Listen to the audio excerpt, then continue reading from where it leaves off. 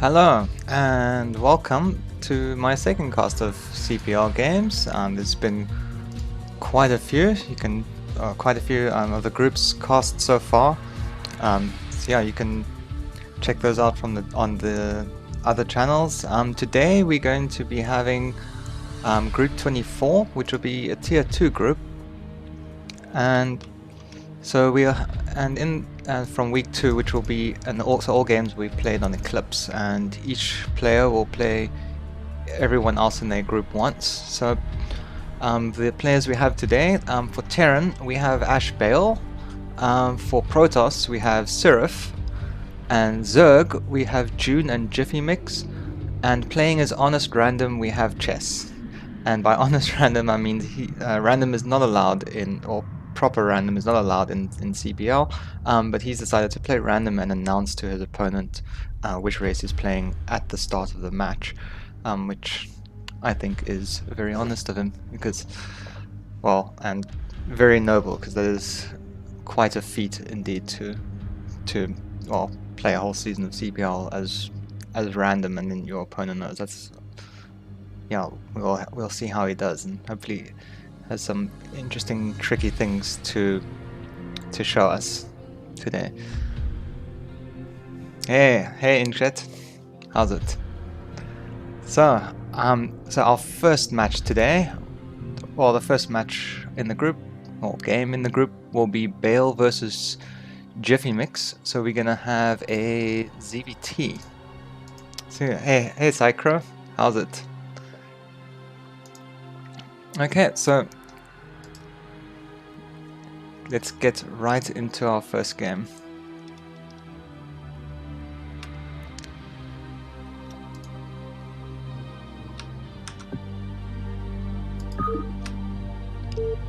So yeah, Ash Bale versus Jiffy Mix, ZVT.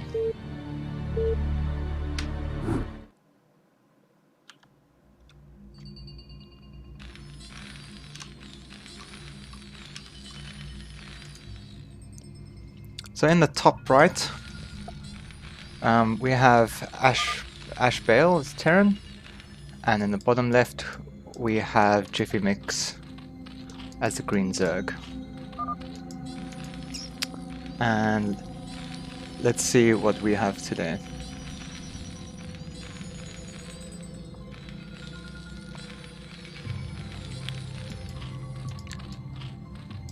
So far nothing crazy.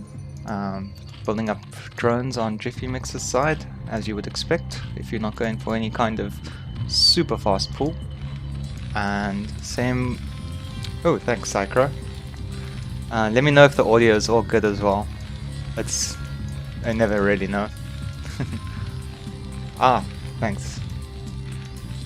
Okay, and on the... So we see Bale putting his supply depot down, everything normal.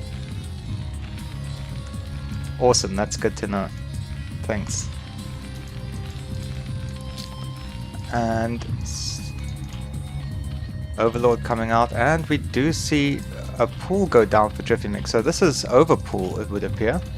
Yes, that is definitely an overpool, which is a very unorthodox opening for ZVT, especially. You don't get the Zerglings out as fast as you would for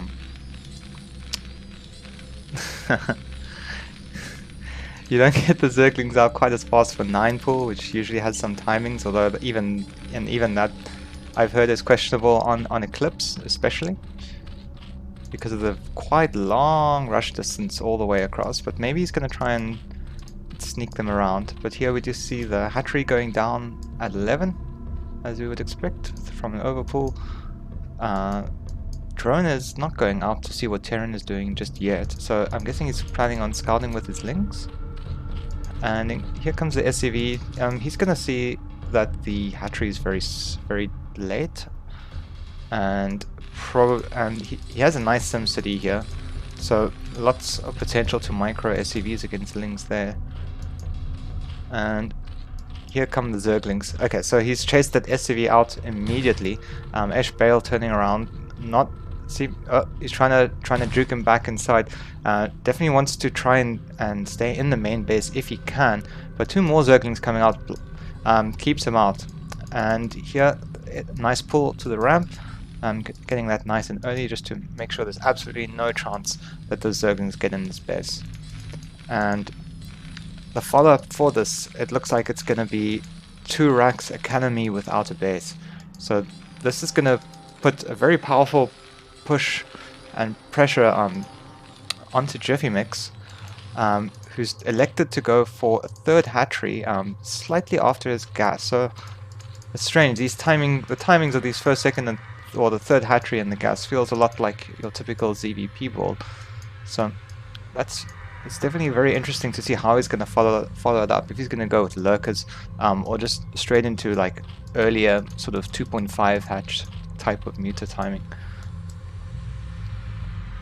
So Storm, he says. No context for that comment. In the meantime, we do see the Academy going down. Bale is already up to 150 gas though, so I'm not sure what he's going to spend on. He has pulled one of his SCVs off, it would appear. And so I'm guessing that he's sort of improvising against this 9 pool. Not too sure what to make of his, well, this overpool. Not too sure what to make of his opponent, but he's definitely very well defended, and he's blocking his, or defending his choke very well here. Looks like he's getting ready to take his command center, but off of the 2 racks production and getting the Academy, Stim hasn't started yet though.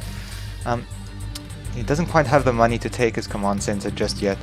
And meanwhile, we see Lair is not yet done for Jiffymix.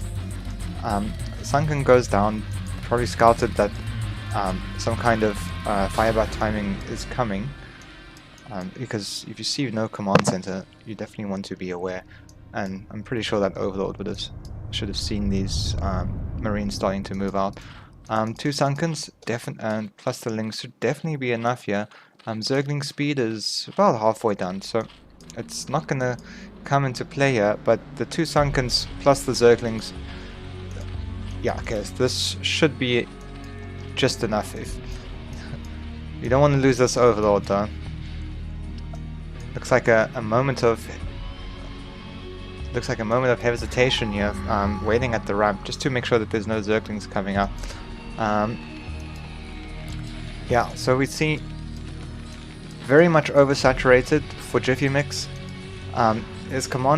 For Ash Bale, and his command center is only nearing, not even halfway done yet, which is very delayed. So he's gonna need to put on a lot of pressure, and the longer that this goes on, and here we see the 3rd Sunken going down, more links coming out.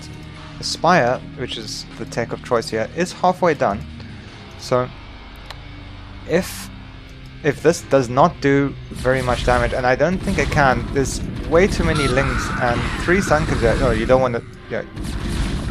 With this many, you do kind of need those, but it looks like Ash Bale's going in. He's going to try and bust this, but there's just, he's lost too many Marines to the Zerglings already. There are a couple reinforcements, but he does seem to be breaking through. There is 1 more Sunken. Drones are being pulled from the natural very preemptively, so that will go down, and all the defense has now been gone. There's a little bit of miscoordination between the Zerglings and the Sunkens. You really want to wait till the Marines actually start attacking, and Jiffymix is going into a very defensive posture here, building up 2 Sunkens on his ramp. Gonna sacrifice his natural.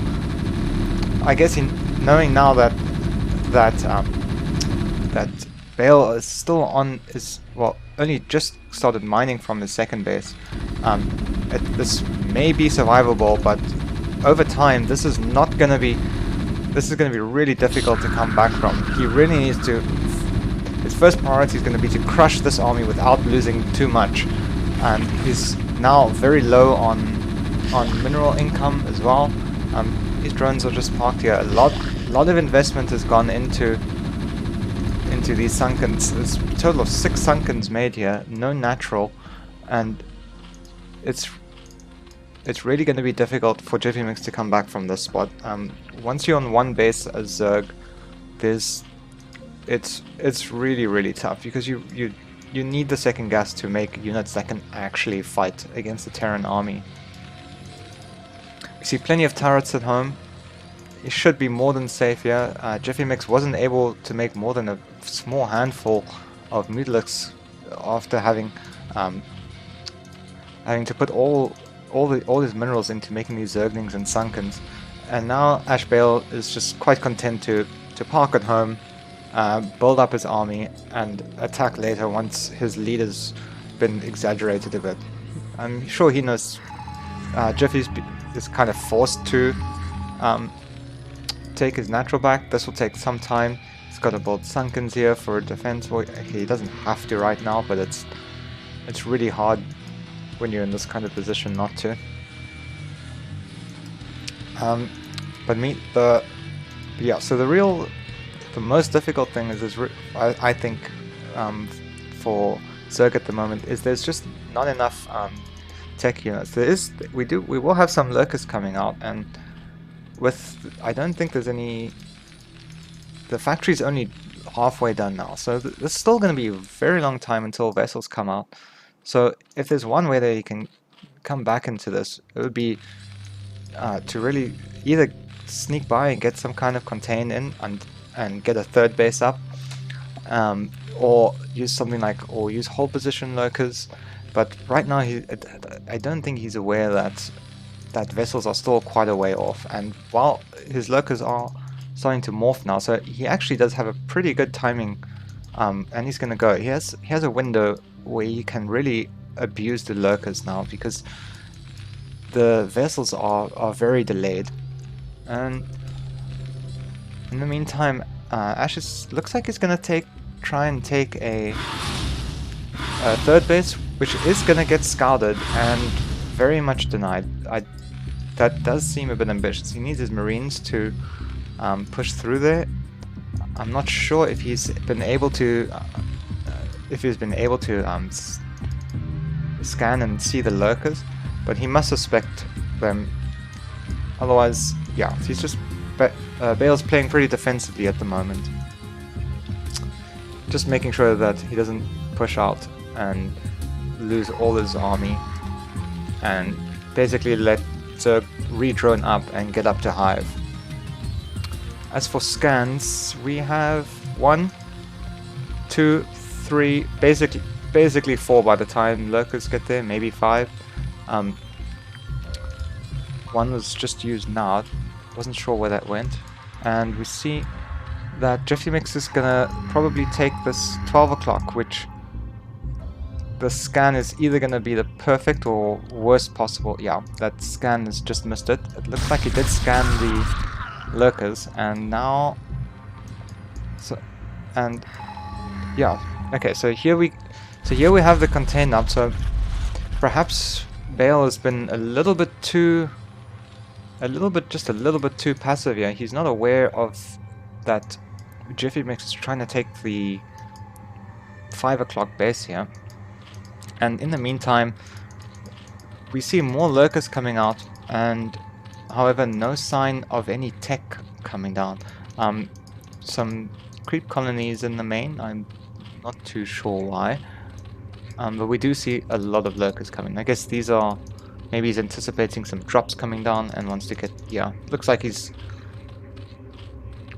preparing, like, just in case a drop comes. I don't blame him. That it's, yeah, Terran drops are very scary for a Zerg player. So here come the lurkers, burrowing just in front, gonna just try and basically contain Bale for now, basically force him to respond to have his vessels out, so one dropship is done. We don't see, well, one drop is about to be finished, and there'll be 2 more vessels after that. So it's looking like it's going to be a while before Bale will be able to push through this many lurkers. You can try and get an Archon. Oh, yeah, here come the lurkers. Oh, no, he needs to burrow those quickly. Okay. Okay, only loses one lurker, but there's still a lot. There's both a lot of lurkers and a very big army. So seems like we're gonna have a very big engage soon. So the dropship manages to get out. Mueller sitting here does not get to see it, and it looks like it's gonna be headed right for this. Okay, so Scourge are out, and this dropship should be denied. It looks like the Scourge on move command just missed the dropship, and yeah, that's lurkers are ready here to defend the third. So it is still going to be a bit tricky. Yeah, so these Marines will be cleaned up in the third. We have a total of 7 plus 5, that's 12 lurkers in front here. And here we come with a big attack. There's no bunkers. And this is going to be really difficult for Bale to actually push through. These lurkers can now leapfrog. And yeah, there we go. And once they start to get really stacked up, one irradiate against all these lurkers is just not going to do it. Meanwhile, we see some Zergling reinforcements down here, and this is really going to start looking quite difficult for Bale to move out. Perhaps just being a little bit too passive, getting an advantage but not really pushing out, and just letting all these lurkers walk up into his natural. We see drones being transferred, but still no hive on the way. So this is, with no hive, this kind of has to work. But here, denying the SCV mining. Fortunately for Bale, didn't lose too many there. But although this natural is being delayed, I'm not, with vessels coming out, eventually these lurkers will be whittled down enough, and that moment is soon, and these Marines should be able to get some kind of an arc. Oh, but the stroke is really hammering on these Marines. Really difficult to micro around these, and now with such few Marines left, Zergling's able to come in and just stop the Marines from just getting the arc they need to take out the remaining lurkers. At the same time, we see upgrades are just finished 2-1 for Bale. Oh, Scourge coming in, gonna take out some of these science vessels. Nice snipes there. And the contain continues. Meanwhile, continuous lurker production, pretty much, and lots of Scourge coming out. Another big attack coming in. Oh, those are some painful spines out there. We do now see a tank coming out, so eventually this will be able to push something, but right now the immediate threat is that the lurkers are really getting onto these SCVs, and if these spines go off, about 5-6 SCVs go down. This has been an absolute nightmare for Terran to deal with. This command center is definitely going to go down, and finally we see sieges up. So while theoretically Bale can survive this, it just seems these lurkers have been worth their weight in gold this game. 3-7-2, 4 kills. So he's gonna have to back off now. Finally we do see Hive coming down and an evolution chamber as well.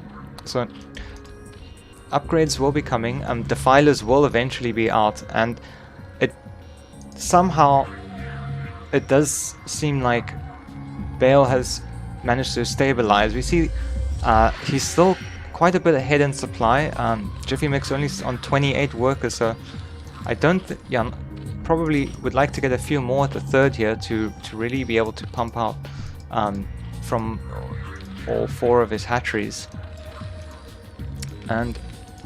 But meanwhile, Bale's just going to be able to go right back to mining and pumping out of his that's 6, 7, 8, 9 barracks. And it looks like, but except this time, Bale has quite a few vessels left over, 5 in fact, and with a tank, so he'll be in a much better position to defend anything that comes. and I'm sure he would not like to have that many lurkers at the front of his base again. Yeah, somehow this command center was down to under 200 hit points and still managed to survive all of that. I think if that had gone down, that would be really tough. It would have just taken so long to get that income back from his natural. We see a whole bunch of Scourge coming out, some going up to the top to intercept dropships. Fourth base being denied by 3 Marines, as well as 2 Scourge. Nice pickoffs there, but definitely not going to be able to do anything here. And he's just going to run around. It seems they're just running around picking off any of these stray units that might be looking for to intercept dropships or vessels. But we do see 6 vessels here, and the Marines are not in time, and 3 vessels do go down. Very nice snipes there, and he is going to need to keep that vessel count low. Otherwise, there's just not going to be. He's just going to be losing all his gas units to irradiate. Meanwhile, we do see the Nidus going up, and more Scourge being made. Consume is almost halfway done, but we do now see a really big push coming through, and Defilers. Well, Defilers are out, but with Consume still quite far off. It only really takes vessels and 1 tank to eventually clear this out, and you can bet that these Defilers are going to be very high priority targets for Bale, and it can be very dangerous to even have them out before Consume is done. But while he's been regrouping, we do see that Consume will be done, and we see a few sneaking out, a few lurkers and a drone sneaking out to take another base up here. Looks like Bale has missed that,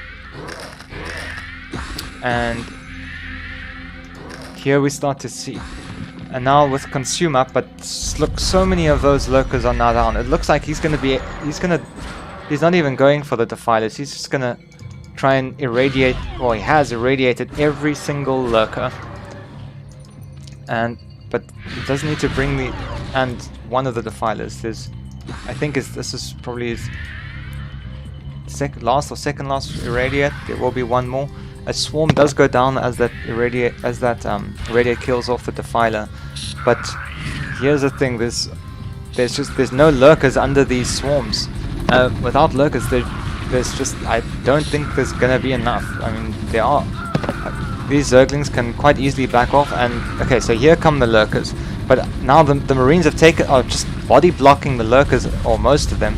But so looks like Bale needed to pull back just a little bit earlier there. Loses quite a bit of his force, but still has about at least 2 control or 1.5 control groups left. And Bale now is just going to back off and just continue irradiating these Defilers and lurkers. We do see Bale, however, is mined out in his main, and is going to mine out in his natural pretty soon. So the pressure is actually on here for Bale to actually just kill Jiffy Mix very shortly, because if he's not able to break through here quite soon. I think this is too many lurkers. Ooh, and the Defilers are coming out too, but there's nothing to consume just yet. Trying to get the Consume up, and there's just not enough Marines to face the solid line of lurkers. Meanwhile, we don't see any upgrades going for Jiffy Mix. Just seems to just be stuck on a single Carapace upgrade. Nothing mining at the 3rd base, so we do have basically 3 mining bases. This one is pretty well. This one's pretty well defended for now, but it looks like Bale's really going to need to get his 3rd up soon. We do see an SCV being sent out. Presumably going to go. Yep, he's going to go take the 3rd there. Well, he's just making sure that there's no big army coming through the big ramp. I do not see any Ultralisk Cavern up just yet. Looks like this is pure Lurker Defiler, Scourge, and some links. We now do see the dreaded hit squad, and this it's exactly this small handful of units could potentially end the game here. And here, yeah, swarm in the natural. Do want to keep those lings alive to consume. Might even be worth consuming a lurker just to get one more swarm off, but maybe not but not two lurkers, I don't think. And now at this point it's going to be a long time before anything can get out of his natural. Bale trying to go in, trying to respond with the kill, but two lurkers under Dark Swarm is going to push back any amount of Marines. He needs to actually move back. These Marines will all die eventually, and this is literally all he has left. After this, there's just no way that Bale, unless he can somehow get this command center up, it's just gonna... the tables have now turned. We're gonna eventually go up to 5 bases, and yes, there we go. The GG is called. So, well done to Jiffy Mix. A very back and forth game there. I think it was very well played by both sides.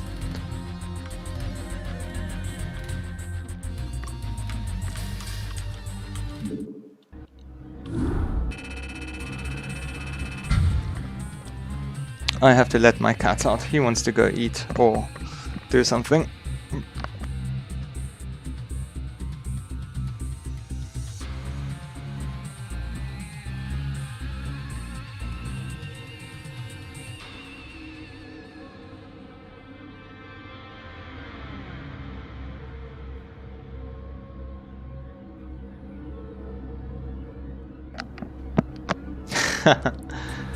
Yep.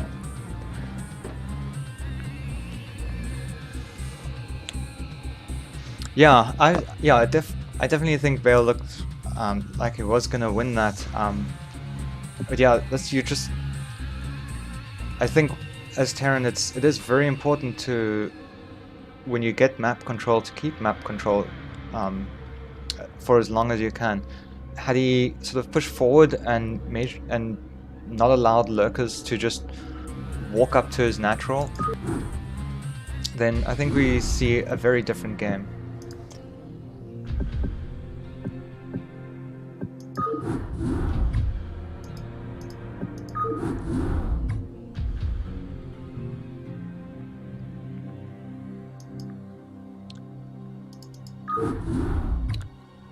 Okay, our next game, it's gonna be Bale once again, and this is gonna be versus June. So we're gonna have another ZVT here.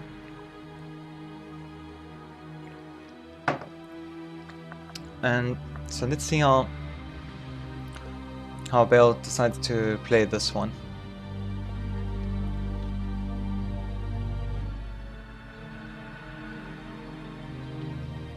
Yeah,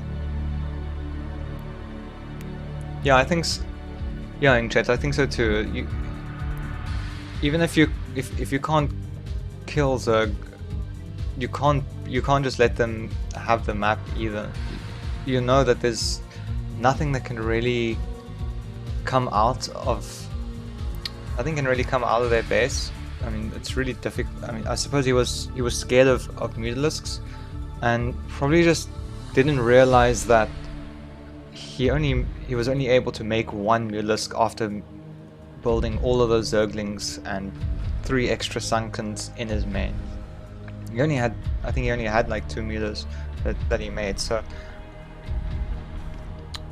yeah, it definitely is. I think it is an easy mistake to make. You don't have full information. It's sometimes like, I know I feel like a lot of the time like my opponent is just able to do absolutely everything, and then you go and look at the replay and you realize, oh, okay, I could have just sat here, or I could have just killed him like 3 minutes before he killed me, kind of thing as well.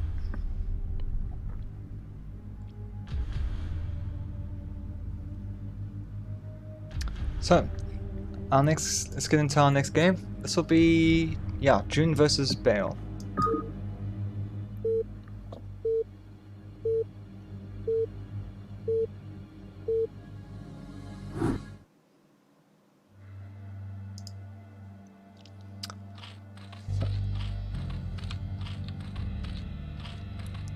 In the top right, in the grey, we have June. And in the bottom left, in brown, we have Bale.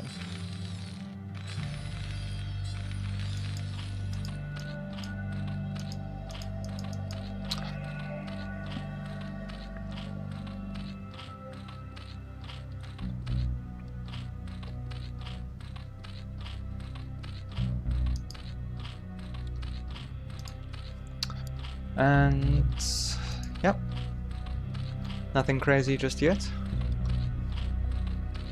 Pretty much expect Bale will go for, well, sorry, June will go for standard 12 hatch. Bale looks like he's playing pretty normally as well, pretty standard. Supply depot coming down.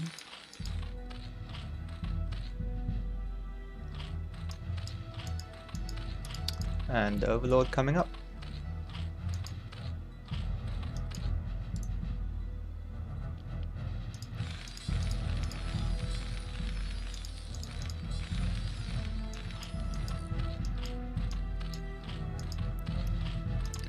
Nice mining on the corners here.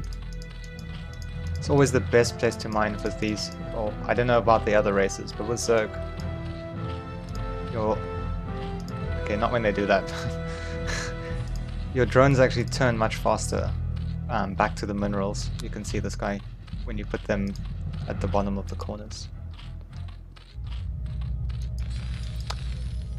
Here we see, so the Rax is going down. Pretty normal timing, it seems. Yes, so yes, this one boosts as well, so it should, yeah, it turns a bit faster. You can, sometimes it doesn't always do it. There's a trick where you just press return cargo when it's about there, about halfway down, and then it almost always goes into its sort of boost state.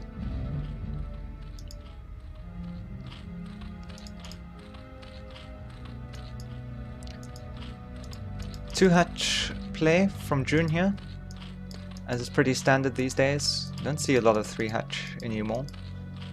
Although I do think at CPL, at any kind of CPL level, there's absolutely no shame in it. Like it really, I think it'll do just fine to learn. I mean, I used to play 3 hatch almost exclusively myself for a long time, although I do still find it quite difficult to play against +1 5 racks or 1-on-1 if it's 3 hatch meta. We do see Bale this time is going to go for factory build, probably going to open into Goliath, well, open with a Vulture into Goliath. Looks like June has in fact scouted that. And the SCV getting away there, gonna head back home, just stay safe. So we should expect to see a Sunken come down pretty soon. If we're well past that 330, 335 mark when you would normally put it down to defend against the Vulture. So I'm guessing perhaps the gas was not scouted at all then. And here the ramp is being blocked. Command center being made on the high ground. So it looks like Bale's gonna try to employ some subterfuge here and try and trick, and maybe just keep June guessing as to what's actually going on. But the command center has gone down in the so this is actually going to be, so this is in fact going to be, well, either 1-1-1 or just Wraith. Yeah, I'm guessing if it wasn't I'm guessing if it was, yeah, it's not 2 port Wraith. So this is going to be a 1-1-1 against a 2 hatch play. And I think this can be very technical and difficult, because you're basically on 1-1-1. Ooh, missed those Zerglings there. You're relying on a very, very small number of units to do very specific roles. and if they can't, if you lose those units, they can't fulfill that role that they need to do. But yeah, ooh, okay, we do see, okay, that's GG. Ow, okay, that is really painful. That is very painful to watch, to see just 2 vultures running in. So I guess the deception worked. Just June just not expecting to see 2 vultures come out. It was just 1 ling on the ramp and 1 sunken, not enough to stop it. Yeah, I think June must have just seen it. Just seen the vulture too late. Because you can in fact stop that with drones, but once a vulture is in your main, it's really difficult to stop yourself from losing a lot of damage.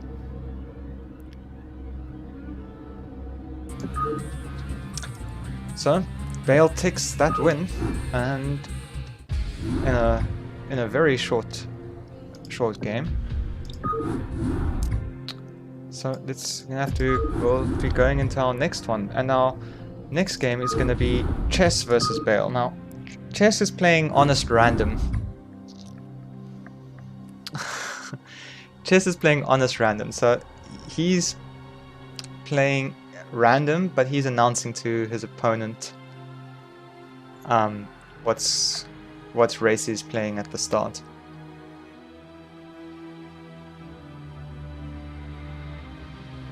Yeah.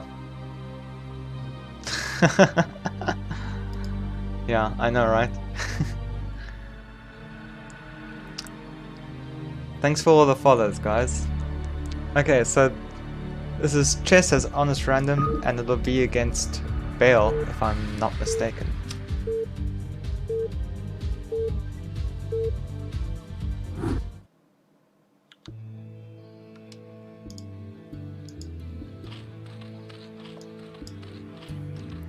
So in the top right, Bold Flash, which I'm guessing must be Chess, is playing has rolled the white Zerg, and in the bottom left,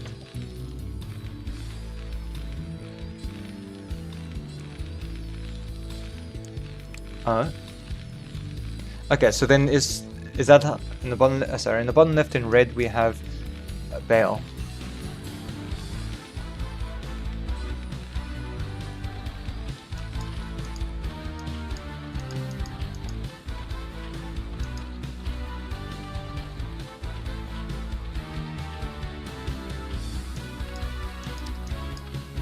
Okay, so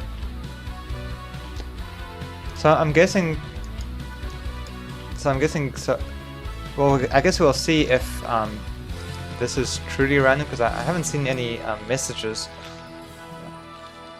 to announce what race he is, which I think we would have seen. So I guess so. Let's just assume that this is in fact true random, and so we'd probably expect to see a gas opening here from Bale, because it's just, yeah, you really don't want to open like Bio Command Center against a random player, I don't think. But it looks like he is going to take a very fast Command Center. Nope, he's just going to go Scout. So no, that was sorry, I was looking at the wrong minerals. So we see a 12 hatch. So this is Chess, I have to remember, not Bold Flash. Okay, so Chess is going for 12 hatch. We should expect to see a spawning pool coming down very soon. Yep, there's the 200, and we'll see if he's going to go with a 2 hatch play, or yeah, he's going to go with 2 hatch and take the gas. And so whether this was actually random or not, it's all looking pretty normal now. This is pretty much exactly what you'd expect to see from a normal opening. Bale's gonna go and try and take his command center, but Chess is annoyingly gonna try and deny it for a while. Hopefully not lose the drone. Couple more hits and he's gonna lose it. Ooh, ooh, that was very close. One more hit, that drone would have been lost. But nice good couple of seconds delay on the command center there. And for now, it looks like Bale's just gonna hide his scouts elsewhere on the map. Perhaps until later, maybe once he sees Lings at the front of his natural. And maybe just check that there isn't a very sneaky 3-hatch 3-base play. Yeah, it's definitely good to confirm that, because some people that is a thing you can do in this matchup. Basically, do a pretend 2-hatch build, but actually do 3-hatch, where your 3rd hatch is taken at a hidden base. We do have a bunker up, and I'm not so sure about that because there's only 2 Lings out, so just wants to be extra safe in case Zergling's coming out. He did pull his SCV out of there, so he doesn't know if more Zerglings were made immediately.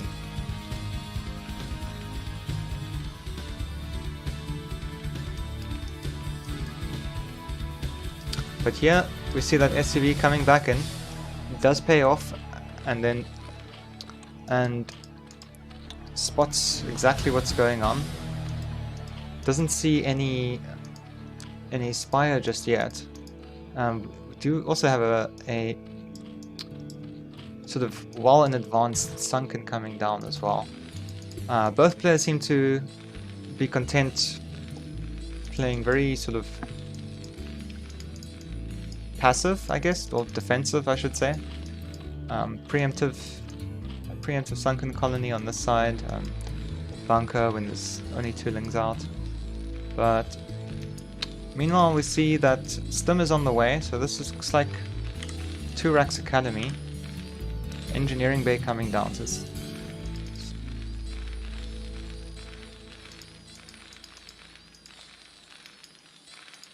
it's actually quite odd build, I think. Isn't this normally done before, or normally built like right before the academy is done? So we actually don't see that many Marines out, so this is probably why he got the bunker then. He wants to get his +1 and his Stim out really fast, and then add Raxes on later. Okay, that makes sense.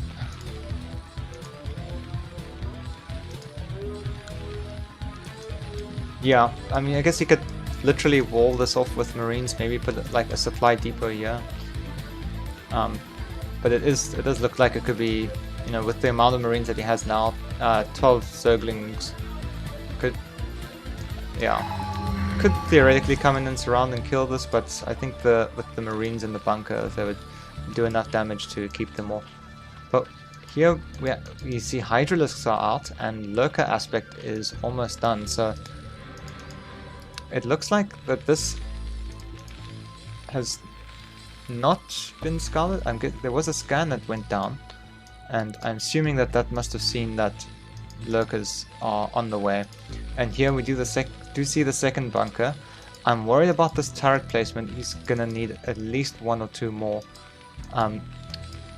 It is very possible that Lurkers could actually just outrange the bunker from there and actually just snipe off that turret. It would be difficult to actually get them to burrow in that location. Third bunker going down. Gonna be extra safe. This one is 1 hex up, so this might actually stop that from happening. And the full wall coming down with the supply depot. Couple of Hydras and Lings out here. These can be morphed. The first Lurkers are gonna almost be done. But however, we don't see drop on the way, so we're not gonna see that kind of game. And it looks like for now, Chess is gonna move up to the front and just put a bit of a contain here. We see 3 Lurkers coming in. The Zerglings are going back, and it looks like he's just gonna macro behind this, take his third. Get some more tech up, perhaps. And yes, because there we see the Queen's Nest coming right after the third is down. So So this is not meant to it's not one of those 2-hatch lurkers just to actually go and kill the natural. He's just going to macro behind this instead, and probably put these lurkers on the ramp here, 3 or 4 here. He's getting upgrades. Chess is putting drones up at his 3rd, and meanwhile it looks like Bale is gonna get tanks, which he definitely is gonna need against this. But we don't see any science vessels out, and science vessels is really what's gonna allow him to actually push out. Against a lurk opening, you can't rely on just scans, and we definitely see Bale has really bunkered down for an attack that pretty much just never came. And if you're doing this, there's no reason to attack into this huge wall with 3 bunkers and now a siege tank.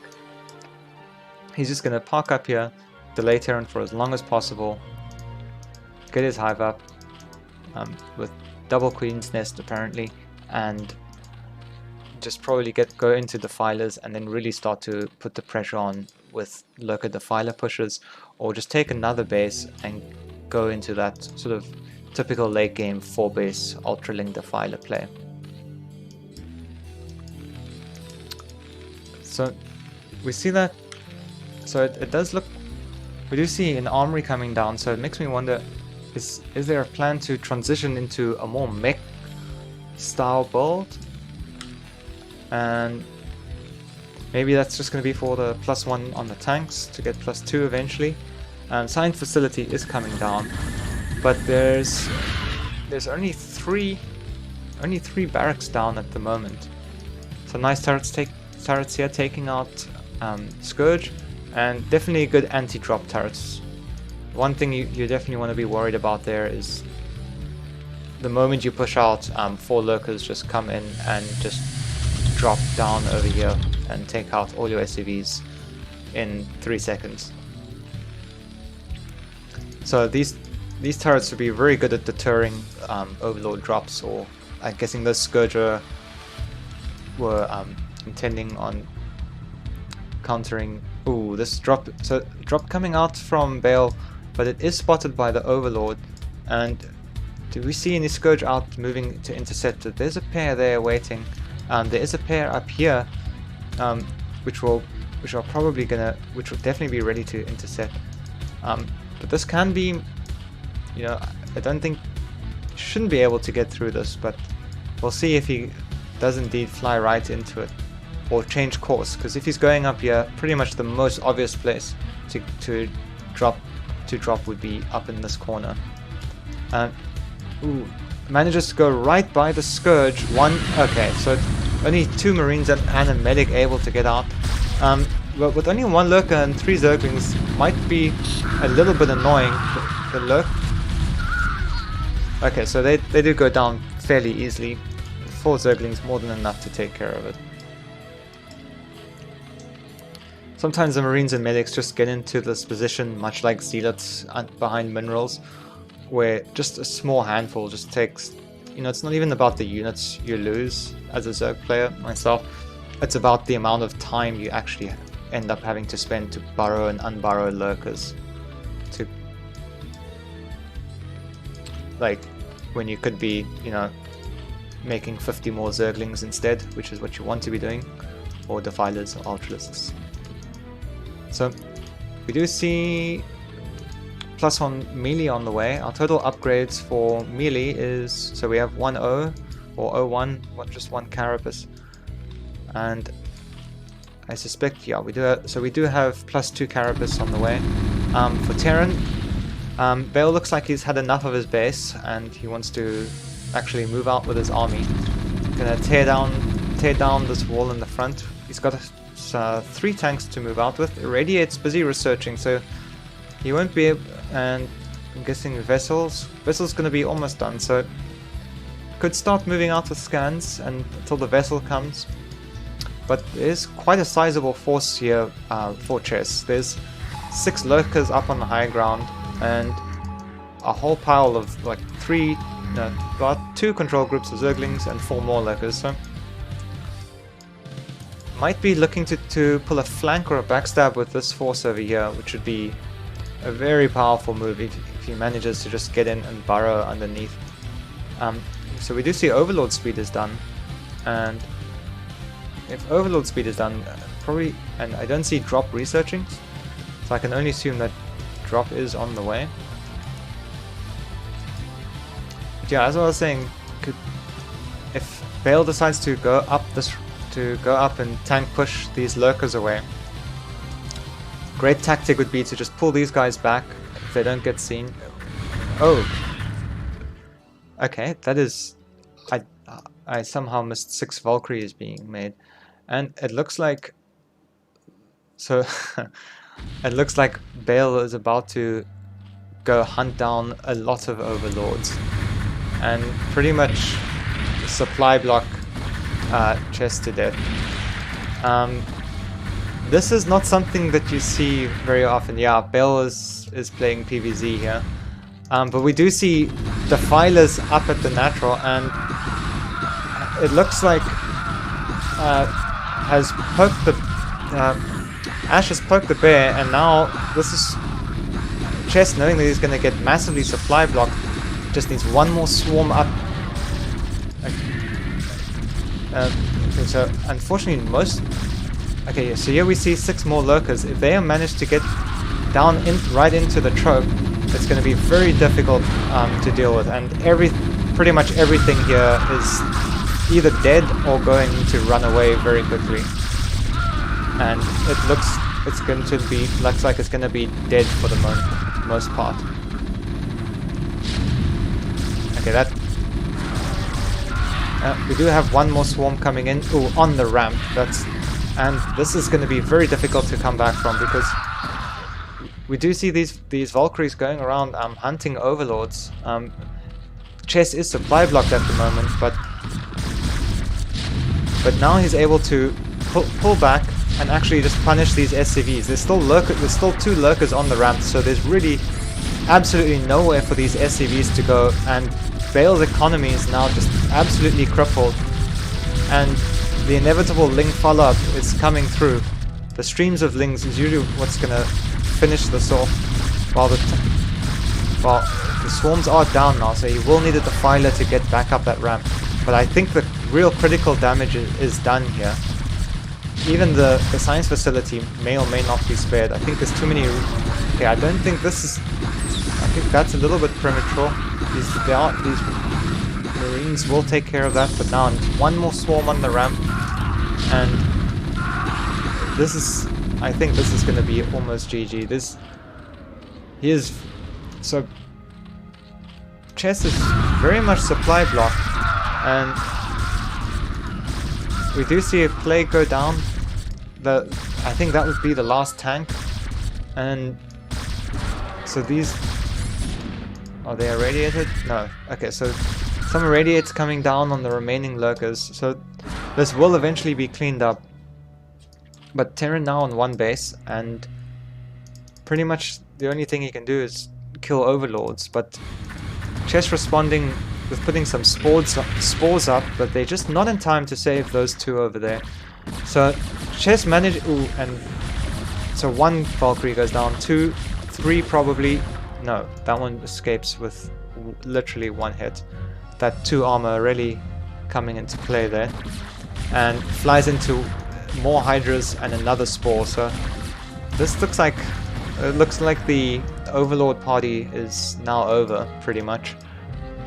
Because I don't think you can afford to do this again. You really need to make science vessels. Not quite able to get another volley off there. The swarm going down. And now we see that Bale's going to try and push back and to pressure Chess, but it's gonna be really difficult. He has to retake his natural. He's sitting on 1,300 minerals at the moment, but that is everything he has. And actually, he's just gonna go absolutely all out. and it's gonna send every single SCV. But Ultralisks are now out, and this is... I don't think SCVs do too well against Ultralisks, and nor do Firebats. And it looks like the Ultralisks are out just in time to take care of the SCV rush. And so there we finally see the GG. Very, very nice of Vale. And very well played. Some very interesting and very entertaining, very interesting and nice tricks from both sides. Definitely a good game there.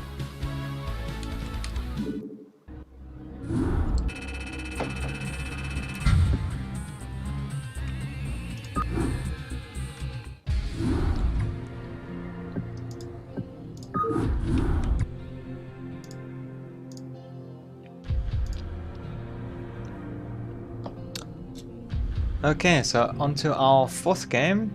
This one is going to be Chess versus Jiffy Mix. So I guess now we'll see for sure if he is really playing random.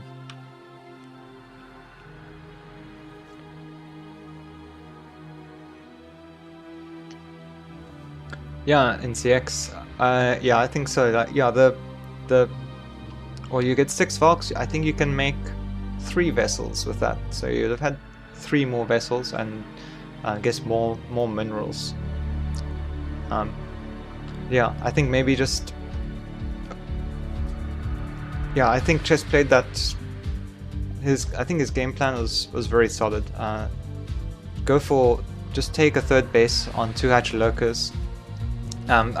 We did see him scouting what kind of wall, what kind of defense Bale was putting up, and I guess once he saw the 2 bunkers and supply depots coming down, just figured, okay, I'm just gonna go with taking a 3rd, macroing up, getting a fast hive, getting defilers, and pushing defilers with lurker defiler, pushing lurker defiler into Terran's natural.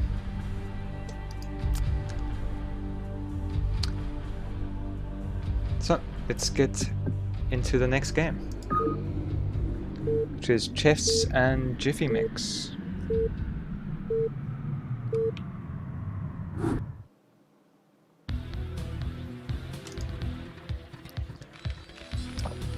So in the top right, as Terran this time, we have Chess in the bluish grey, and in pink we have Jiffy Mix as Zerg. So this will be another ZVT.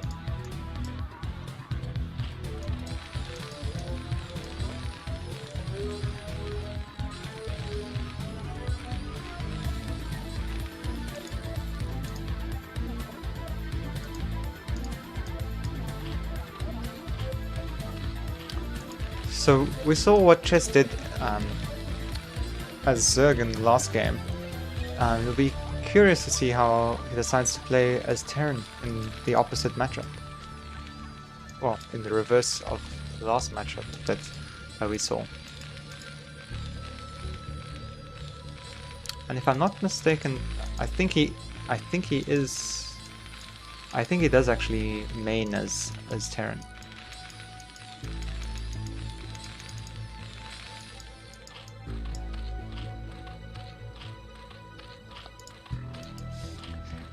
Yeah, we have lots of ZVT today, and it looks like we're gonna see the overpool build from Jiffy Mix once again. And it'll be interesting to see how Chess decides to respond to this.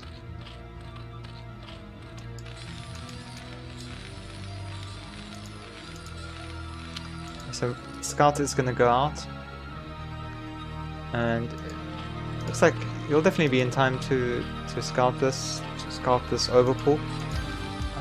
Will he recognize it as overpool and not 9 pool? That I'm not sure of. Though you should know this by the hatchery timing. If you see a pool first, the hatchery is down and lings are only just coming out or just being made, then you know it's definitely overpool. if Lings are running out the base and the hatchery is like about to start or just being put down, then it's 9-4.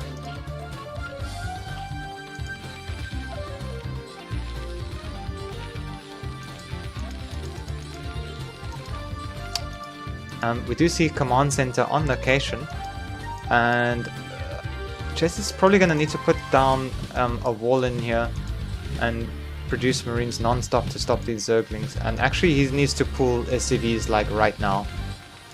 4 Zerglings on the way. Actually, yeah.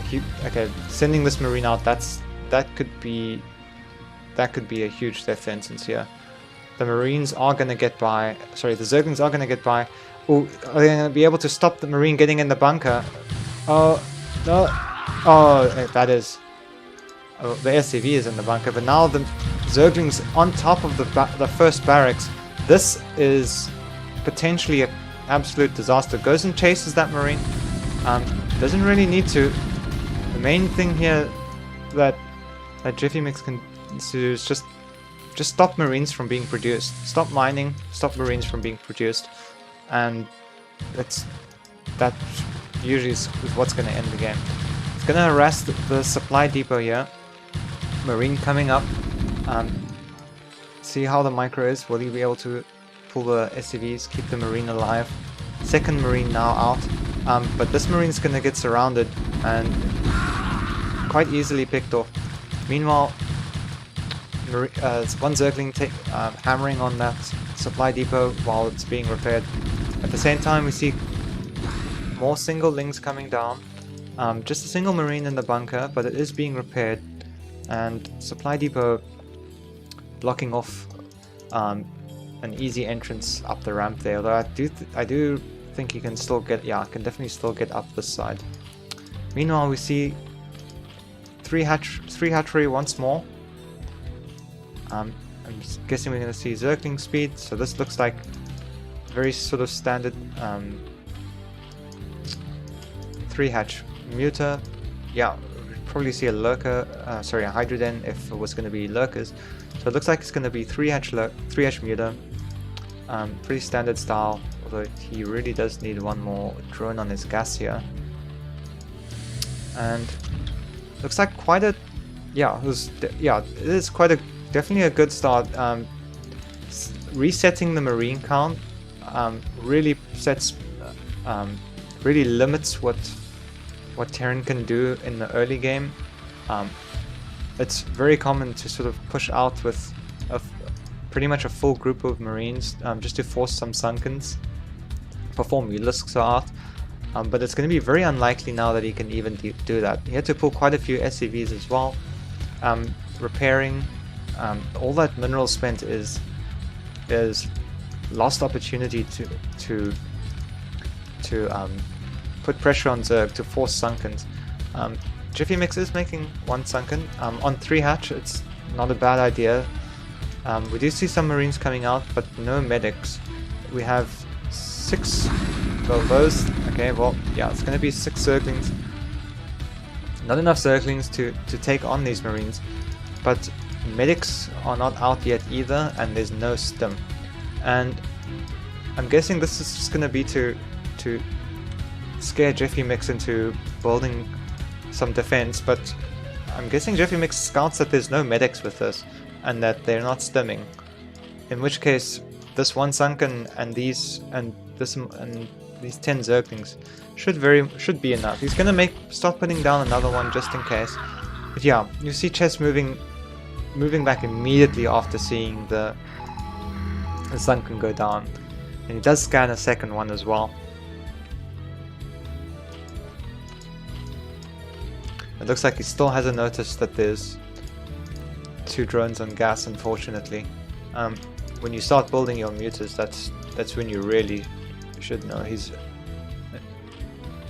still been able to produce 8, which isn't bad.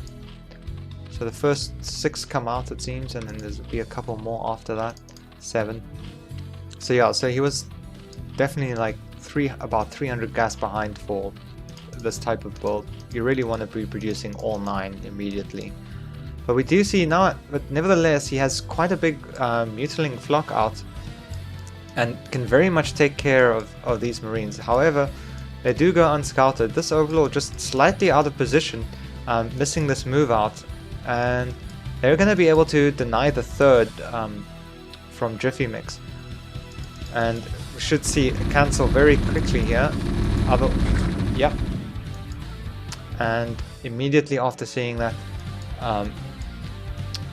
Jiffy Mix decides to turn around and defend his main with the Zerglings, and probably going to start harassing with these Mutalisks soon. But taking out only one turret defending on this side, and this is going to give a very nice angle here to get in on these SCVs. A couple Marines come out, but there's still no medics out, and without medics, these Marines are going to die really fast to these Mutalisks. And finding a nice little nook to do damage, but the Mutalisks seem to be glitching out and just taking tons of turret shots without firing off a single glaive there.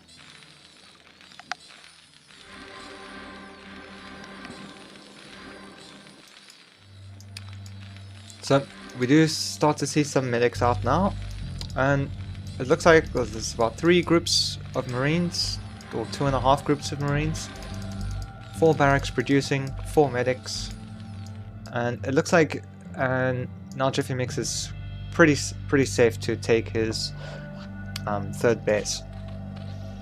Also has produced a ton of Zerglings, though with no upgrades they'll only be of so much use unless he can get a really good surround on this army, and that's definitely a terrible angle. You don't want to be running into Marines like that. But the medics seem to be being left behind, and it does look like there's the Marine, like you need a couple more medics to actually keep this army alive, especially with this amount of Mutalisks and Zerglings out. And that is a nice arc, but on the wrong side.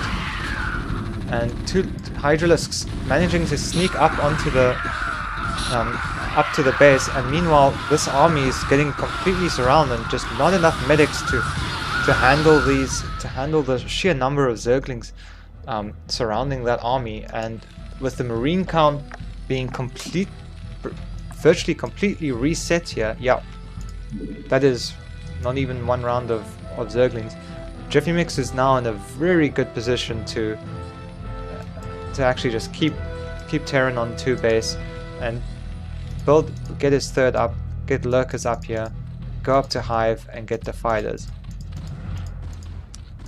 And instead it looks like he's gonna go straight into the main, but there's 2 bunkers, but there's only one Marine. Firebat's coming out, but there's still plenty of Mutalisks, so it looks like Jiffy Mix has just been able to just go for the throats here straight away. No Hive required, it would seem. SCVs being pulled, manages to block a ramp quite nicely, but it'll only stop them for so long.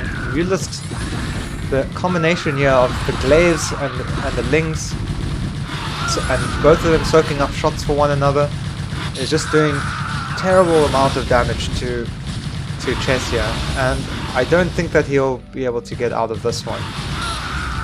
Lings on top of the barracks. This looks like it's gonna be GG very soon, and there we have it. Plenty of more Lings and Lurkers coming out. So well done to Jiffy Mix, going for a very nice kill there in that game.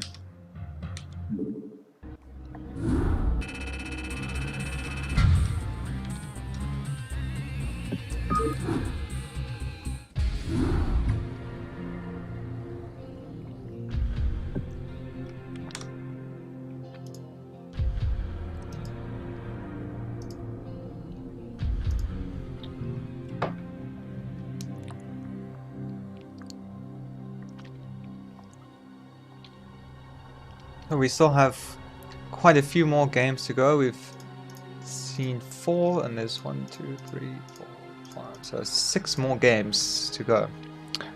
And next up we're gonna have Chess versus June this time.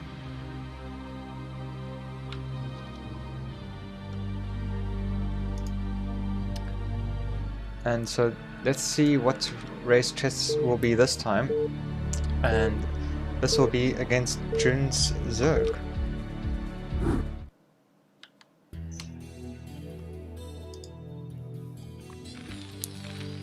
In the top right, we have Chess's Terran. And in the bottom left, we have June's Zerg. So this is our 5th TVZ in a row. So this is a TVZ fest. There is a Protoss player in the group, so if you're hoping to see some Protoss action, do not despair. It is coming.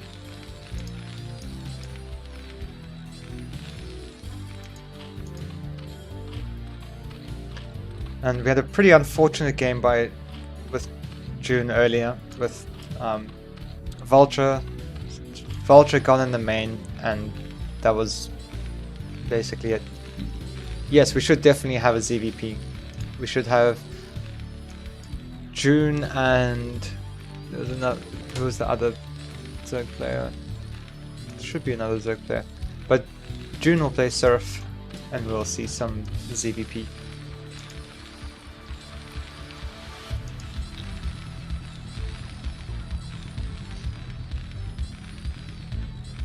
Yeah, that was June.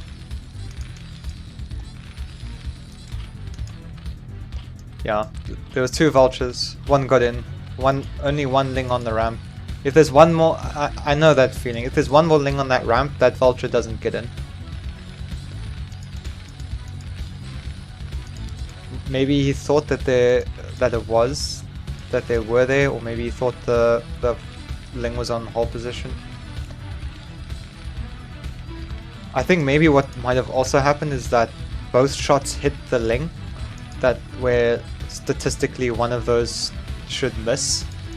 But that's the funny thing about statistics, is it's really hard to say should. And because the Ling died really fast, like it died like instantly, and then the vulture was in, and drones were about to die.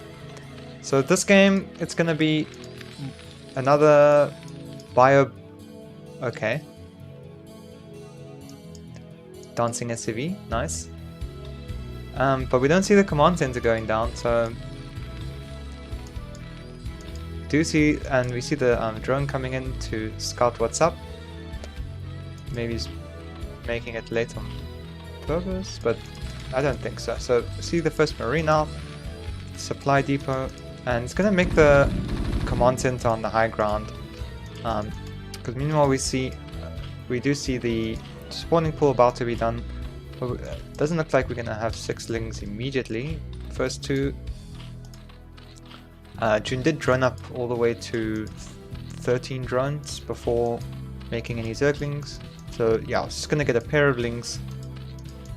Yep, just the 2, and gonna continue making drones, and deciding not to put on the very early pressure, maybe force a bunker. Just gonna focus on getting those Mutalisks out as fast as possible, and as many as possible, getting that 3rd up, and make sure that you have the minerals to get everything you want when you want to get it. Nevertheless, we do see Chess put a bunker down anyway, and with the command center on the high ground, so this is definitely playing much safer than he needs to here, especially with the only 2 Zerglings out. With 2 Zerglings, I don't think you can definitely get this command center on the high ground. You don't really need this bunker until quite a bit later, until you actually see 6 Zerglings. Because he's got the Marines to hold off the Zerglings as well. So this is really, it's just delayed his economy a bit.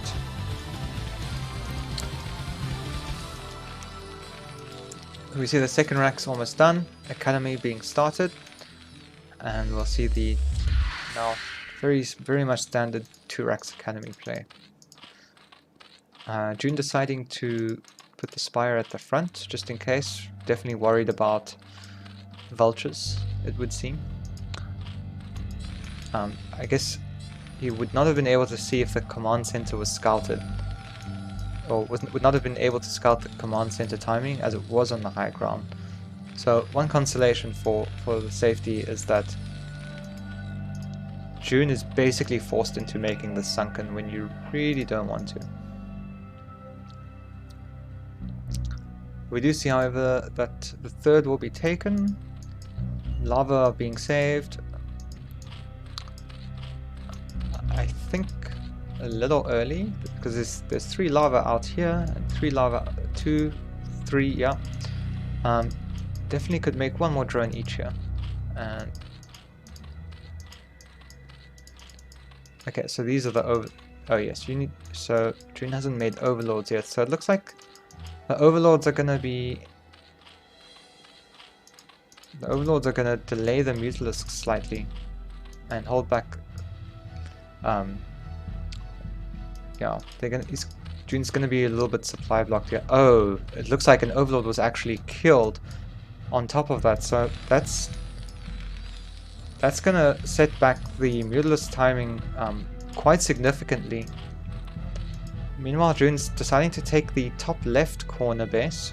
Very sneaky, but very rewarding if you can get this double gas. You can pretty much go straight into pure ultra.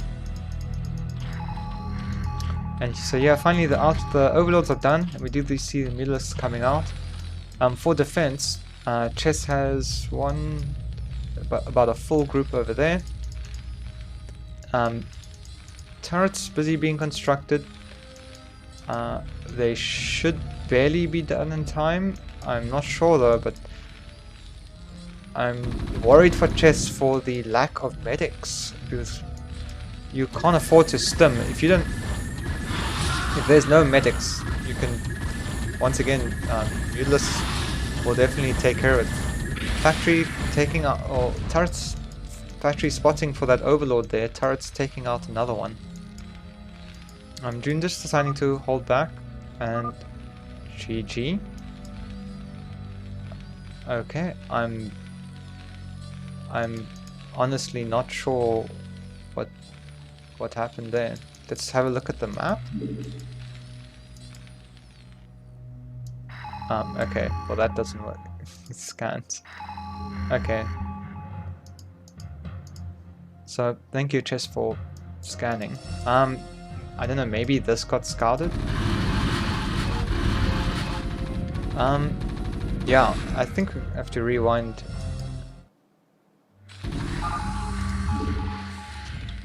No, bit back.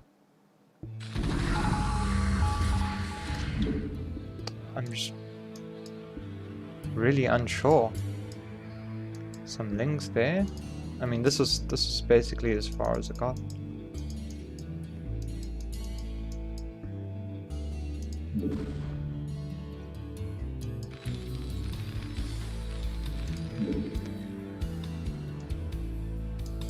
Yeah, that's pretty much the only thing I can think as well.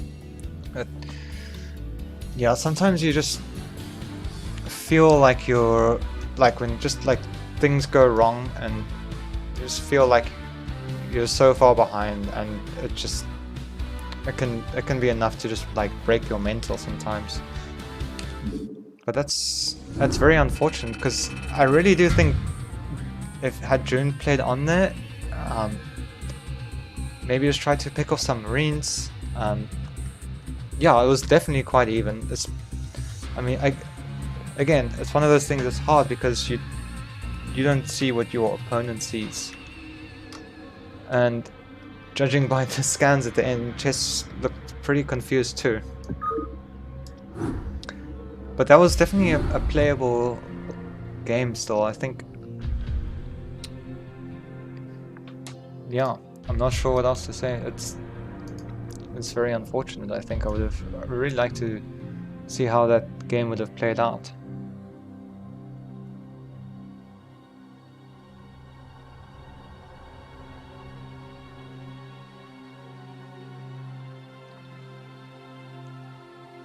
Okay.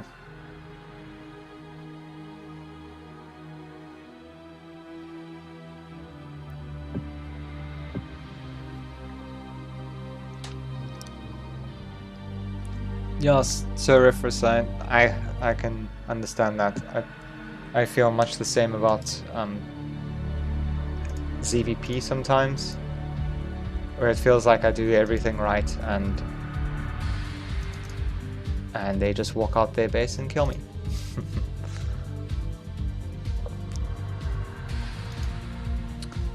So our next game, this one is gonna be June versus Jiffy Mix. So we're gonna see our first Zerg vs Zerg of the day.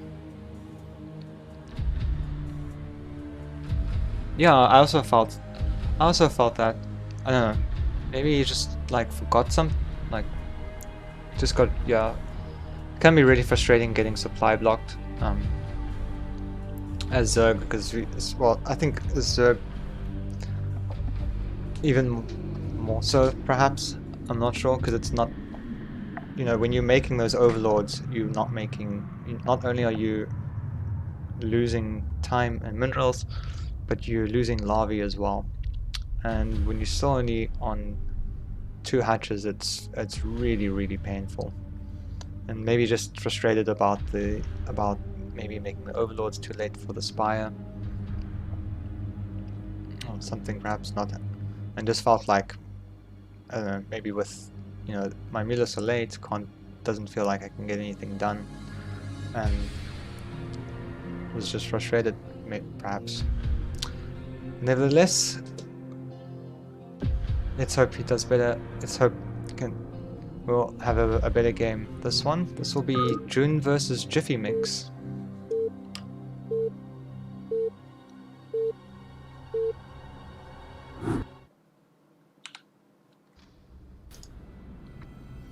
So in the top right in orange we have Jiffy Mix,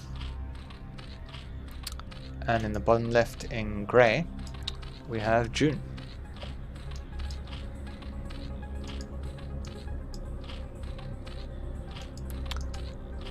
So a lot of people don't like ZVZ. I have no idea why. I think it's a really cool matchup. What I think it's really fun to play. Like, I mean, it's very high intense, but there's just not that much to, there's less to do, so you feel like you can, it's easier to do everything better, more so than in any other matchup, I think, in this game. That's my opinion anyway.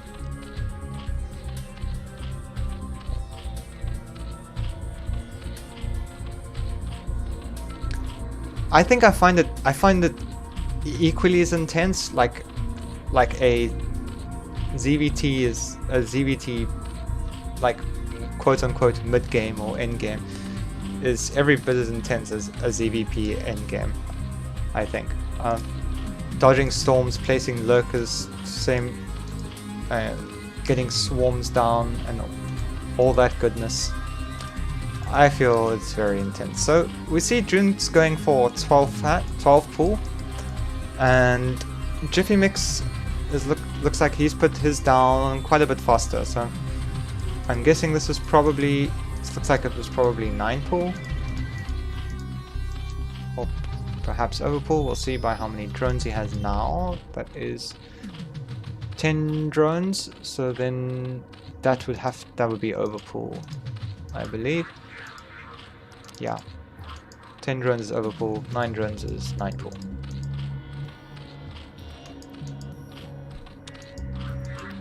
So we'll see where this first 100 gas goes for Jiffy Mix, and it's going to go into lair. So it's going to go straight into lair after his first 6 links, and we should see non-stop link production here. Electing not to take any drones off gas, so he wants to get the link speed out faster, but this could hamper constant production if you want, or you definitely won't be able to get any hatchery with this build. So it looks like it's going to be a 1 hatch overpull into a 1 hatch spire, with a Ling runaround, and Jiffy Mix now sees the Lings running by, but so does June, and this is going to put June into a really good spot now, because he's going to have the defender's advantage. He is going to pull 2 drones, but he's going to have his 2 hatcheries worth of production up very soon, and it should be June should be more than capable of just defending these 2 bases, getting his economy up, and just out macroing in the long game. We do see the lair going down. Lair has been started. Circling speed is now finished for June. So now any kind of pressure is going to be really difficult unless for Jiffy Mix, unless he gets really good engage. June gonna move out a bit. I'm just gonna wait for a couple more Lings coming out. So we do see that Jiffy Mix's Spire is halfway done and is now putting down a creep colony, anticipating that June's gonna perhaps move across the map with his Zerglings. Instead, just opting to go with 4 just to get around. So June has not yet seen the Sunken, but is just gonna stay back. Could go for an attack, definitely has the numbers, but is not entirely necessary. I think June looks like is gonna switch to drone production. Losing those 4 Lings, not good, but Jiffy Mix still can't really afford to move out anyway. So more drones have come out now, and we now see that June has got double the worker count and is gonna go for spores. And it looks like June hasn't even started his Spire yet, so it's gonna put down spores first and then go for Spire, it would seem. Might need one more than that, but meanwhile Jiffy Mix is gonna, now that the meters are out, gonna move across the map. Doesn't look like he's intending on taking his natural expansion though, although he doesn't quite have the money for it either. So here we see a big Ling engage. Unfortunately, some of the Lings are out of position, and there's actually just not enough. It looks like June might have overmade some drones here, because all the spores are going to go down, and as well as the natural expansion. And at this point, I'm guessing that was just a really must have been a really bad engage, with his Zerglings being stuck behind the wall. Looks like some of them were moving up here between the Spore and the Evo. The Spire's only just going down now. So this has sort of reset the base count. However, if Jiffy Mix attacks right now, which it looks like he's going to do, there's a Sunken coming, but this Sunken is very exposed. You'd really want this Sunken over here or with the spawning pool, hiding it inside. There are some Lings as well, but there's no way to pull the drones around the Sunken, so it is gonna eventually go down. But it looks like it's doing a good enough job getting most of the Lings out, but the Mutalisks are adding quite a bit of damage here. So now with all the Zerglings dead, and even though June's Spire is almost done, there's gonna be okay, so June will have money to make Mutalisks, but not the larvae. There is plenty of supply, and making a drone. So, and this Overlord's gonna go down. But meanwhile, Jiffy Mix just sticking to one base and single hatchery. Still on very low drone count. Does have quite a bit of excess gas, but seems to be quite happy to just make drones and zerglings when there's not enough gas, but so gonna now start harassing June's extractor, and June just putting up a lot of or pretty much forced to putting up a lot of sunken colonies, but these mutalisks are doing a lot of work here. June can't even mine very much gas right now. Although he is getting a second hatchery, this will definitely help a lot, but it's going to be quite a while before June's going to be able to really start mining gas again, and that's going to be crucial to actually being able to defend this. Trying to sneak out a couple lings, but Jiffy Mix is very much on top of it. So we do see that Jiffy Mix has banked up some minerals, is very safe, and it's gonna take his natural expansion, but continues to make zerglings. I would think in this spot, when you've seen your opponent make so much static defense, sunkens and spores, you can definitely afford, and especially if they don't have mutas and you have mutas but you can't really attack, that's the time you want to get drones, and especially if you're busy making your natural expansion. Because 4 drones is really only enough to produce out of 1 hatchery, and yeah, because you obviously it's taking everything off gas and is now going back to drones. You could definitely have started making drones just a little bit earlier.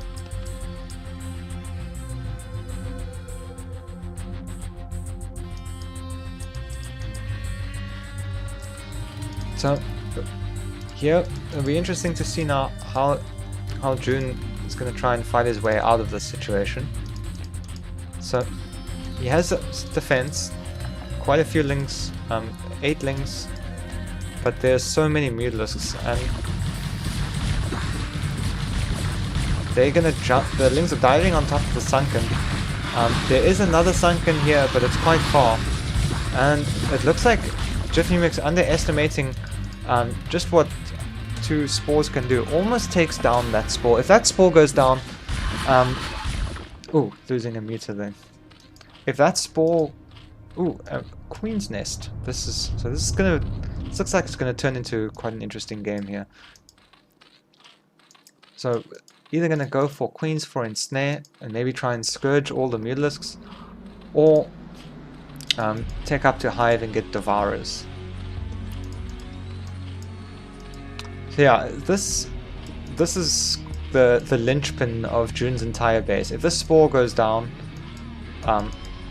then there's pretty much nothing defending June, or nothing that's going to keep June in this game until he gets a healthy number of mutalisks out.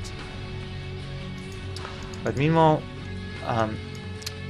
we see Jiffy Mix is getting his second base going, hasn't taken the gas yet, just getting that mineral income up in the meantime, and hasn't put drones back on his main gas. And just as I say that, there he goes.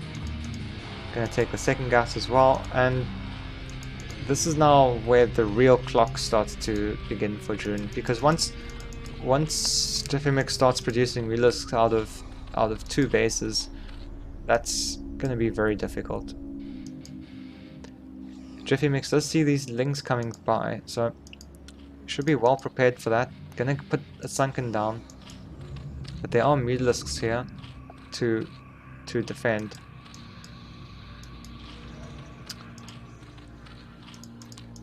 So it is going to be straight into Hive, and I'm very curious to see what it's going to be, because we haven't seen okay, we have now seen 1 mutalisk get made, and this says flyer attacks, but for some reason I don't see flyer attacks on my display at the bottom, which is a bit odd. So it looks like June's gonna get +1 attack. For upgrades, we do see +1 attack for Jiffy Mix as well. Definitely when you're Saieden trying to do damage, +1 attack can work, especially if your opponent's Mutalisks aren't present.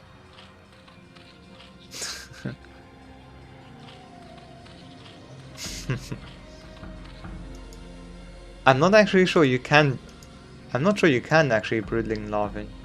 I wonder if you can broodling eggs. Should try that.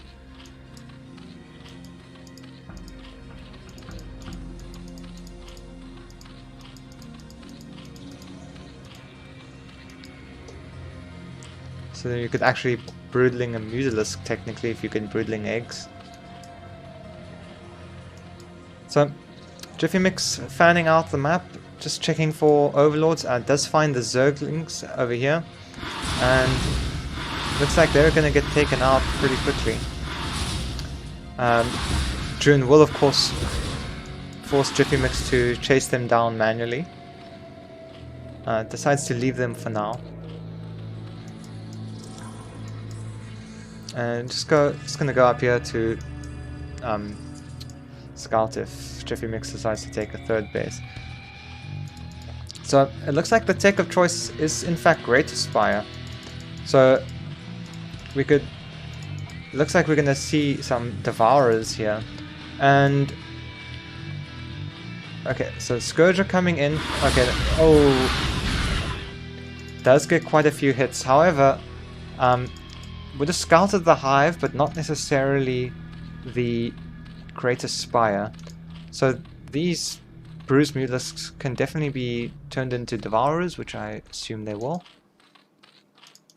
And you really, in these numbers, I'm still not sure that it's going to be quite enough for June to power through so far 14 Mutalisks and 8 Scourge. It looks like it does look worrisome, but we do see, but Devourers can in fact do amazing things. And it looks like June's gonna have 4 Devourers and 4 Mutalisks.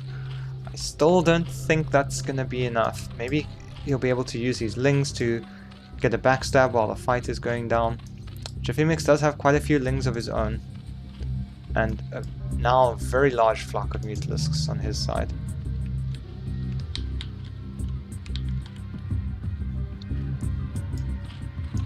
And just pretty much just waiting for June to do something, it seems.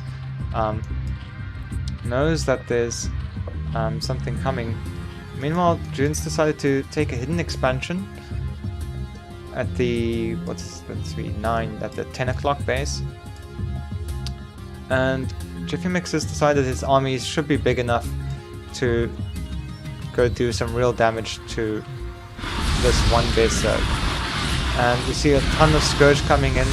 Devourer's getting off shots. Is it gonna be enough? Remember the Devourer shots? Okay, and that's GG. Yeah, because in the end it was just too much Mutalisks and too much Scourge.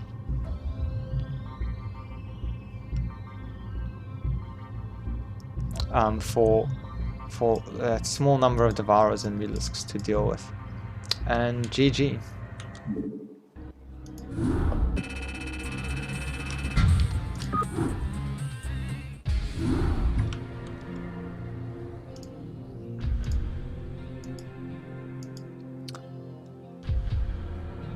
So our next 4 games is going to be all Seraph, so these will all be Protoss games, and our first Protoss game with Seraph will be against Ash Bale. Now, I'm a Zerg player, so I don't know TVP all that well, but I have my expertise basically is watching ASL and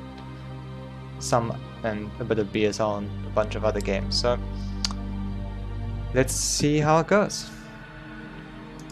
Seraph vs Bale.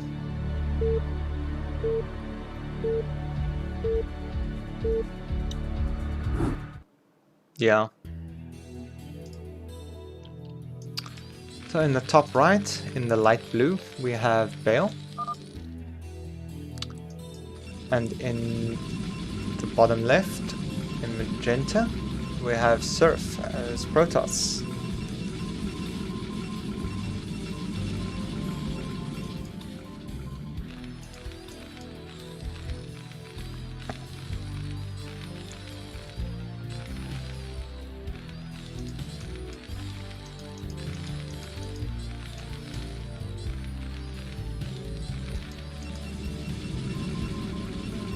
Oh, thank you.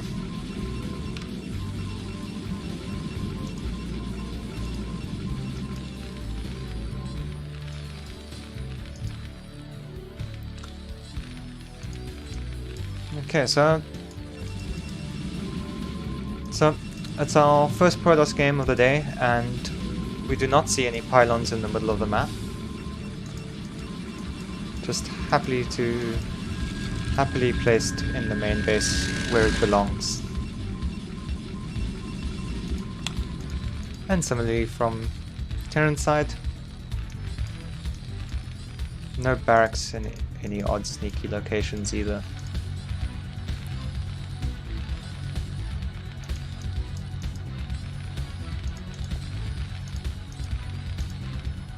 So it looks like this is the standard build. 8 supply barracks on 11, 12 gas. Similarly normal stuff. Quite a quick gas, I think, from Surf here. It does make me wonder if this means he'll be skipping the Zealot. Core goes down immediately, so yeah, he's gonna definitely skip the Zealot before. Don't know if he's gonna go Dragoon first. Ah, hi Jess.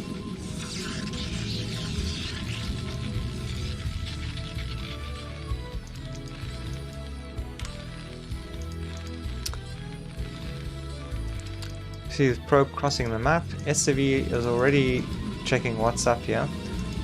Still looks like there's gonna be no Zealot, so it's gonna be Dragoon first with range, presumably. I mean, you have the SCV sitting right in your base. I don't think. Yeah, no problem. I don't think you're gonna be wanting to start a Citadel of a Dune when the opponent's SCV is chilling right there. But we are gonna see Probe sneak around the back here, and it makes me wonder what is he doing there. Could just most likely just to scout later. Dragoon's gonna chase the SCV away. He should have at least seen that it's gonna be 1 gate range, and Bale, it seems, is banking up for his command center, which he is going to place on the high ground. And we do see factory go down. So this looks like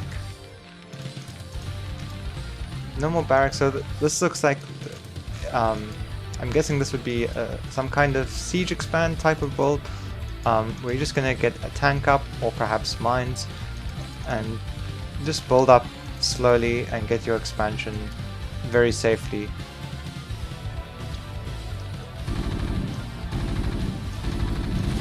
This is going to deny the probe from seeing either this command center or this machine shop. Meanwhile, we do see that the Nexus has been down for a little while. There's 2 Dragoons out now, but Serb has yet to start adding on any more gateways, and instead it's going to go straight into robotics for this facility. So I'm guessing this would be a 1 gate expand obs kind of build, and yeah. No siege mode being started yet, so gonna get the first tank is now out. Surf very happy to just stay content in his base, deciding there's not to put pressure on Bale just yet.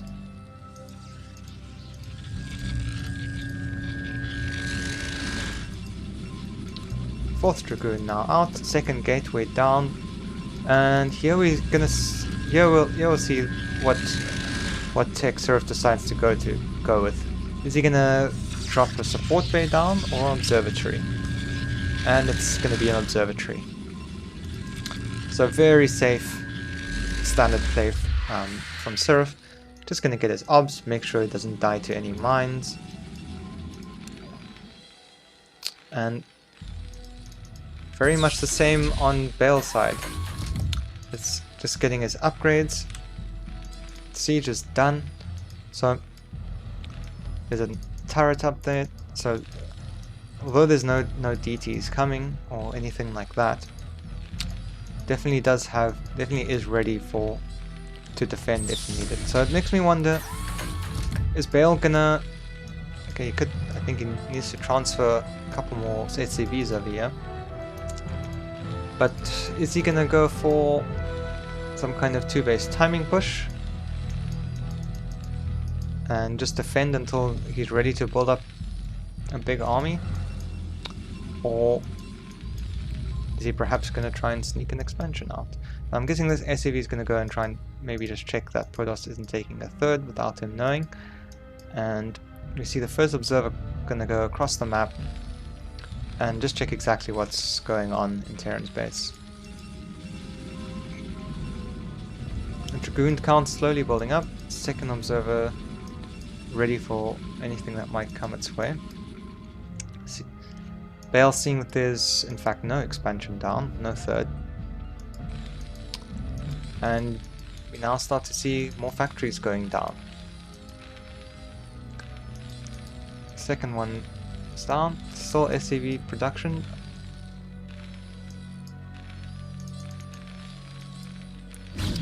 So Dragoons are moving out now, and looks like Surf is about ready to get another base.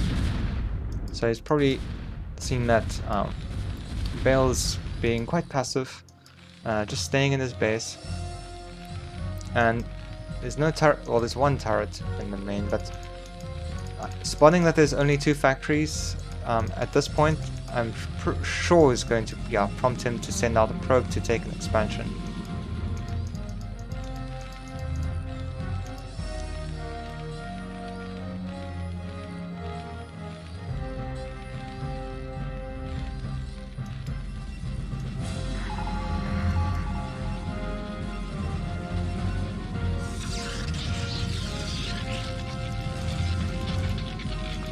And so it looks like this will be arbiters coming up in relatively soon. They do take a while to build.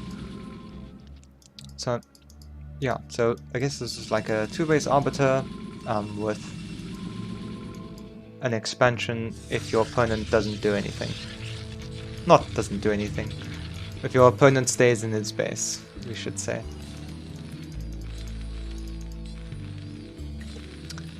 Meanwhile, Bale is building another command center. Gonna float it over here, I presume.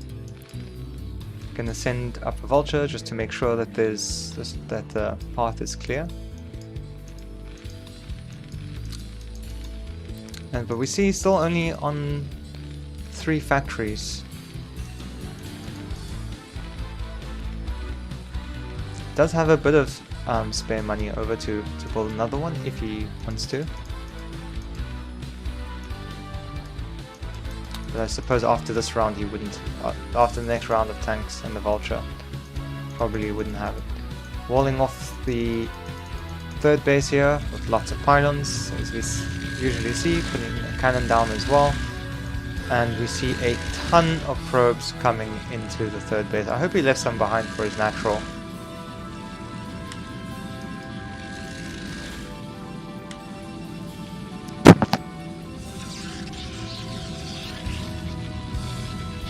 Yeah.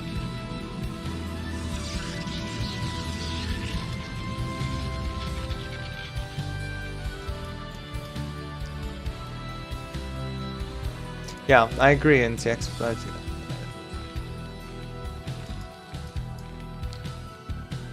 okay, so we see SCV's going up for up to Bale's 3rd, so he is definitely keeping up with Protoss expansions for the moment. but I think very soon we're going to start to see a lot more factories go down. Yes, so there's 2 more, going to go up to 6. I think you can support 8 on 3 bases, which is going to have up pretty soon. But we do see that the Arbiter is out, and I don't see very much that Bale can really contest that with. Zealot speed is done, so we're going to start seeing a lot more Zealots out. They'll be able to get on top of the tanks, and although he is pretty well defended, he kind of has to spread his tanks all over because he's not pushing with any of his tanks or getting a position on the map itself. So because of this, his army is basically spread over multiple locations, which is I think is very breakable with either a recall or the right stasises. I mean, here, if a stream of Zealots can get up here, you can just sort of stasis either one of these tanks, send 1 or 2 up to defuse to tank the first couple of shots. But instead, Surf's he's not looking to push that just yet or put on any pressure, and he's gonna go and take his 4th base. So someone eventually is gonna have to blink in this game, and we're gonna see who it is. Oh, hi Bale, just in time.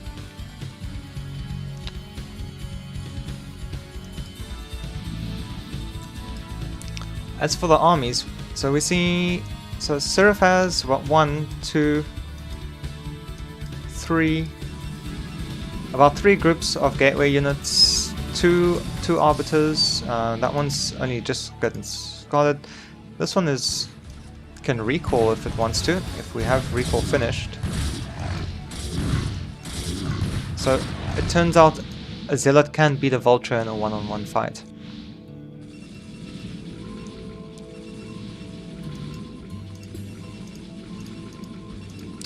Double upgrades going, and here we start to see a couple of Goliaths out,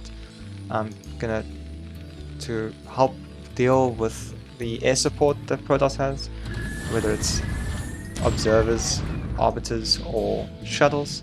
In this case, it would be arbiters.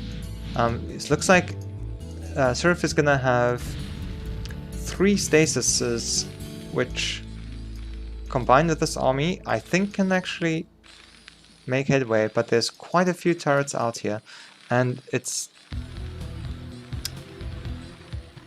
I don't think it's clear who wins this. We'll have to see what happens. Some vultures coming out, gonna put mines down, but it seems that Bale's not aware of the army just lurking up here, waiting to stasis all of his tanks. I think if he decides to move here, he's gonna sends 1 Goliath up. Sees a couple units, but not quite everything that Surf has here, and decides to just siege up. And so here comes Surf, but the tanks are already sieged. But we do have some stasis. Stasis are not going down. Okay, there's the first one. Decides to stasis the tanks in the front, but there's just a ton of Zealots and so many Dragoons as well. It looks like this tank line is going to get completely overwhelmed, and the tank count will be very much reset for not a lot lost on the part of Surf. And he has definitely enough gateways to churn out some reinforcements. And it looks like Surf will very quickly be breaking into the main of Bale. And this looks difficult for Terran.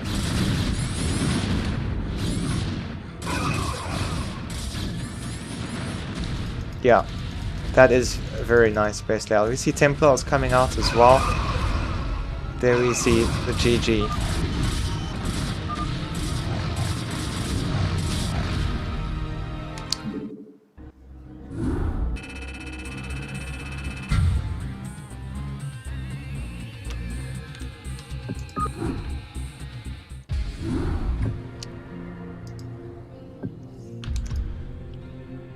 Okay, our next game will be Surf versus Chess, and we have no idea just yet what race Chess has played in this one.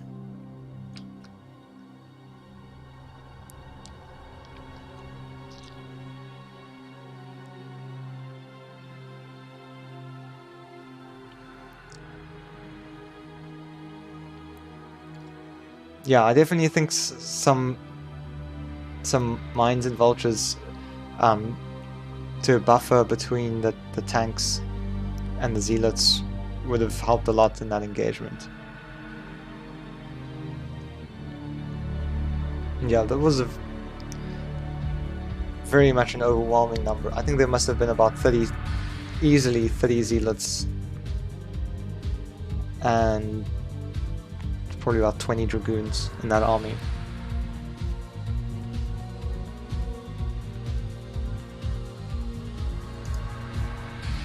Yeah, tanks are good, but they definitely need support. Okay, so let's go into our next match. And this one is Surf versus Chess.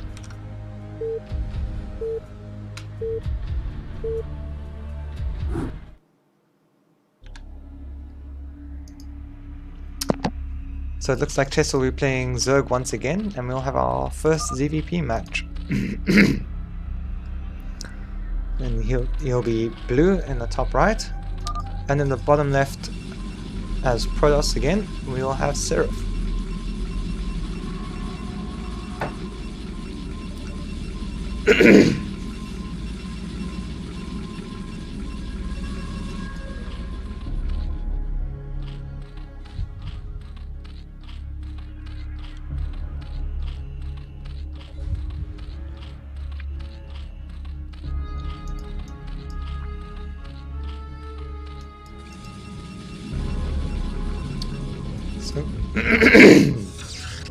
Excuse me. The Seraph is gonna take his expansion, as you'd normally expect in ZVP.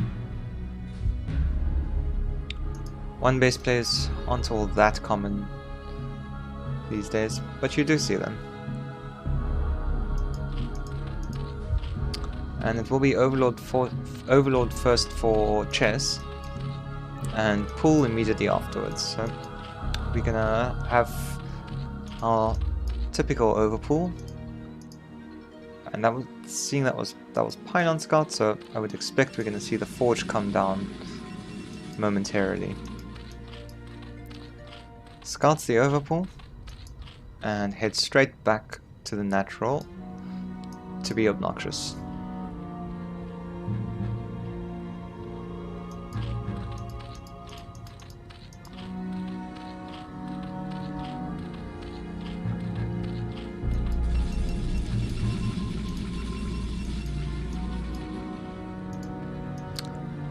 Meanwhile, it goes in. And is he gonna get it down in time? Yes.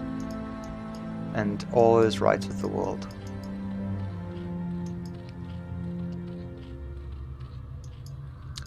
So we do see the cannon is gonna come down before the Nexus. Just to be safe here. I don't think it's entirely necessary if they put the hatch down before getting Zerglings. And we only see 4 Zerglings out. But we do see that there is a drone in the base, so I do wonder if he's going to try and keep this drone alive long enough to keep scouting Protoss's tech, because there's really absolutely no way that this drone is getting out this base alive.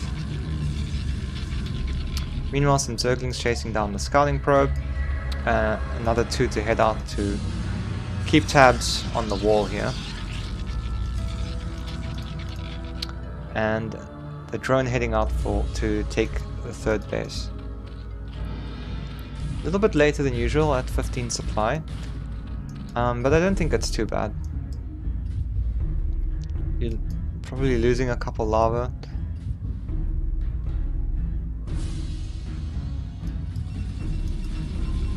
So we do see drone coming and trying to harass maybe a little bit. It'll be very difficult to get much done with that. Zerglings parked outside patrolling the main base, and it's going to be 3 hatch into lair, so we should expect to see a spire go down once this lair is done. See the core is on the way, and this drone is actually still alive and he's going to heal full up. I'm not sure what he has, I'm not sure what is being planned here. He could try and put a proxy hatch up. I mean, there is that location and that location, but this is valuable real estate which I...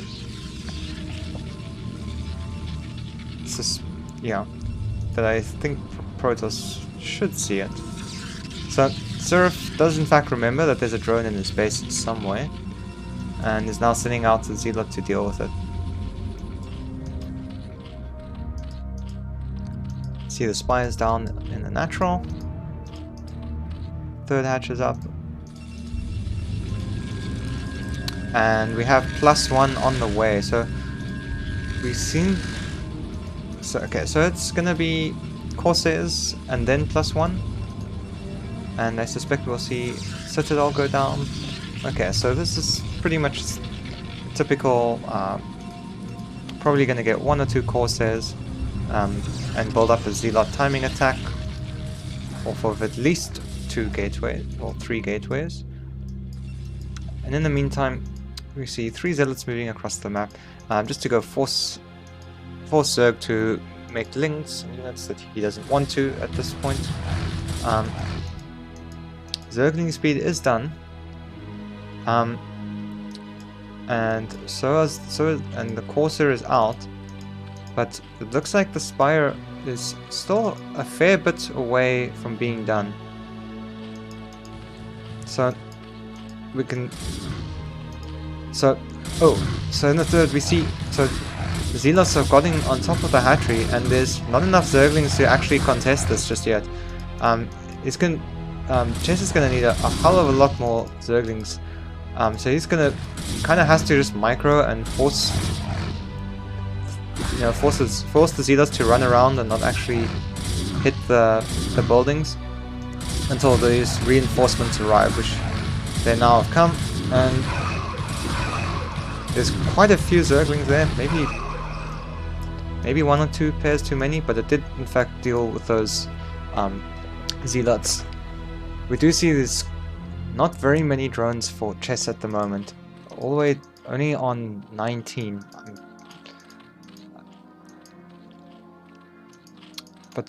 And so see Scourge coming. I'm not sure. I'm sure at least 1 Overlord probably got killed by the Corsair, and I think the Corsair itself might have been killed. No, you see them here. So gonna run these links into the main. Manages to very easily take out the cannon, catching Seraph off guard here. Gonna perhaps get some probes, but some very nice micro by Seraph pulling the probes and glitching out the lings a bit. The lings don't glitch out too easily compared to some of the other units.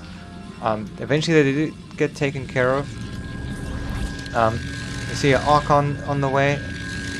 Some more cannons down. Probably anticipating or being prepared for Mutalisks coming out. Although no Mutalisks have been seen just yet. Meanwhile, Hydra's production has started. We're up to our typical 5 hatcheries. I'm assuming upgrades are either both done or range. Yeah, so speed is done. Range has now just been started. Chess is going to put some creep colonies down to just defend against a Zealot attack. We do see +2 is now on the way, so... But it looks like it's going to be a while before Seraph will actually be able to push out too much. It's nice to have these Templars and the Archon, but for Zealots, I Okay, well, 5 zealots is still not quite enough to really put pressure on against 5 hatchery Hydra.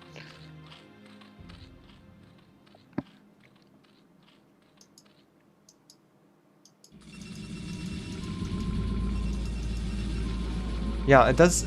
Yeah.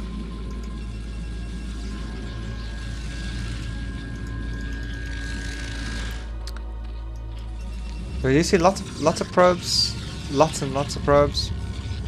As for drones, we see the chess has 7 there, 9, and so there's enough to keep the bases saturated. But when you want to start going up to more than 5 hatcheries, then you're definitely going to need a couple more. Well, you're going to want to go up to about 12-ish each on each base. Some decent storms there. Chess going to pull back. A couple zealots dying. Doesn't lose too much. These Corsairs trying to get around the Hydralisk army to maybe go pick off some overlords at the natural, but there is a spore there to protect them. Although one spore is really not enough to the 5 Corsairs are going to take out these overlords more than fast enough to be worth it until the Hydralisks get back. So quite a few Hydralisks being forced to be pulled back. One Corsair goes down, perhaps another one. And Surf is just going to go and scout the main and 3rd base as well, just to see exactly what Chess is up to. At the same time, just clearing out any Zerglings here so he can prepare to take his 3rd base. And he does manage to get away with those Zerglings, with those Corsairs, sorry. And we do see a ton of Hydralisks coming out. But Lurker upgrade is on the way. Right now, there's really nothing to deal with the Templars. I do think that the Zerg army is big enough to deal with this, or to basically swallow it whole. However, it really depends on how well Chess can keep his army spread out, surround the zealots, and not take too much damage from storms.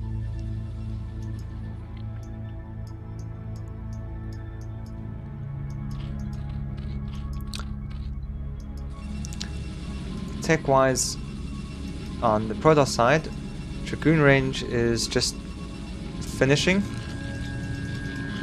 and I suspect we'll start seeing the first round of Dragoons sometime soon.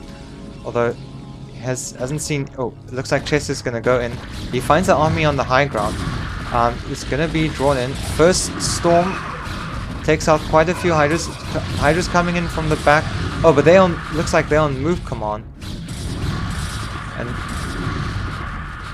And yeah, quite a few Hydras getting picked off there.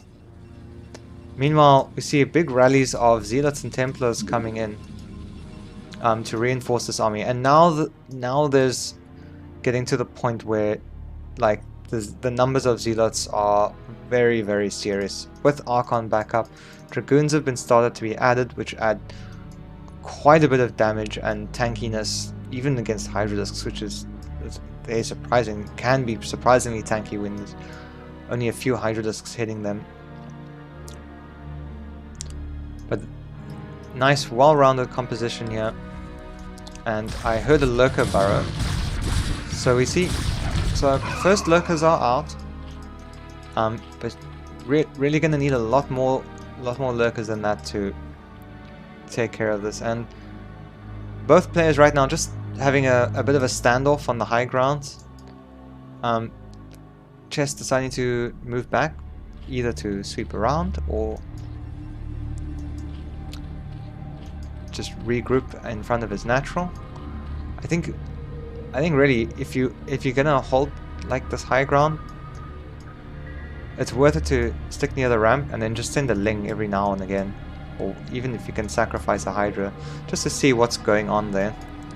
One thing I personally find really difficult about this map and movement is that it's so difficult to get from certain paths to the other paths. So if you guess wrong where your opponent is going, it can be a real pain to move 5-6 control groups of units around, and especially unburrow and reburrow lurkers into a place where they don't actually need to defend. Like if you have all your lurkers burrowed up here, and then suddenly they're just walking this way, it doesn't feel nice. At least that's not so bad, because you can just move them up here, but sometimes they'll be like, you'll be down here and then they'll come up here, and it's really far to get around the army. So Chess retaking that high ground again. Meanwhile, Chess is up to healthy, well, almost healthy 4 bases. Although I do think there's a bit under drone. So okay, so here comes Chess. Oh, walking right into the storm. Burrows a big clump of lurkers, and the storms go down, and this is what makes Zerg really difficult. I will put it bluntly. Yeah, very, very money storms. But it is difficult to really stop that from happening, especially if you know, if you don't think their army's here and you like just moving. Lurkers are really good when they are in the position ahead of time. When they are not, they can be kinda good to absolutely terrible. And I think this might be the end here, because there's really not much that's going to be able to stop this kind of army from pushing in here. Yeah, these zealots will go down, but there are still so many storms left available. Plenty of dragoons, zealots in front. Is 10 Templars, so there will be storms for days, and there we see the GG.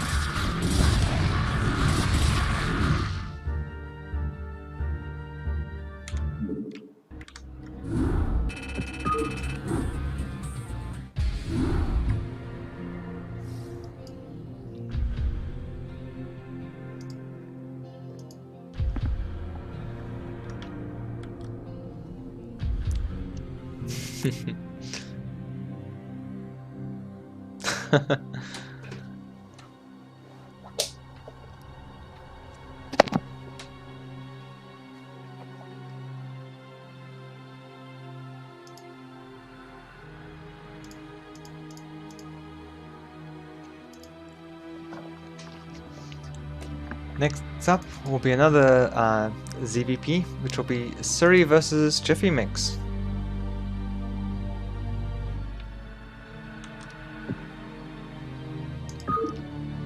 And let's get right into it.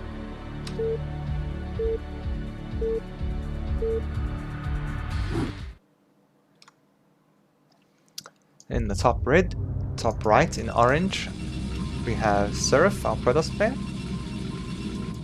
And in the bottom left in olive, we have Jiffy Mix as Zerg.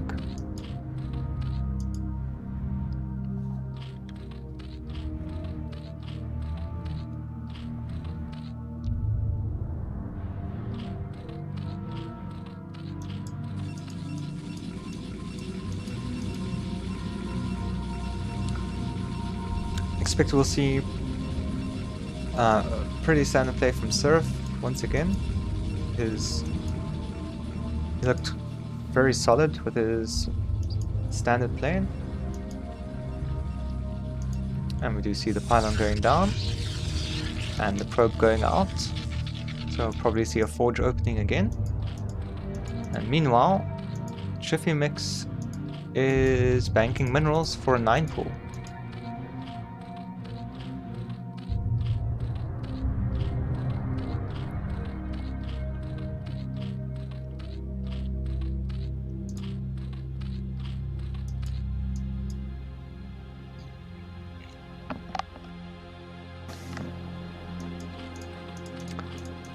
So this will be a 9 pool, We didn't hear an extractor trick, which is usually what happens.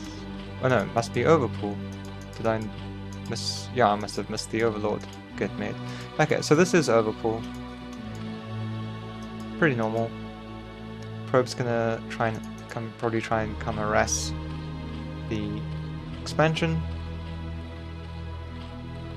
but decides to go in once more. Still has a bit of... Ooh, that's nice little move there. Gonna block the probe from actually getting back to stop the natural and then send this runner. Ooh. Okay. So, G24 deciding not to drone scout, which you can do, though you have to be prepared. You have to be like 99% certain that your opponent is not going to proxy gate you, and even then, I personally don't like it. I like to see exactly how many links I need to make, because I like making drones. But it is definitely viable to just not drone scout. My biggest problem with it is that if this was a gateway expand, you wouldn't know if you needed to go up to like make another 8 zerglings or 4 zerglings until the zealots like here.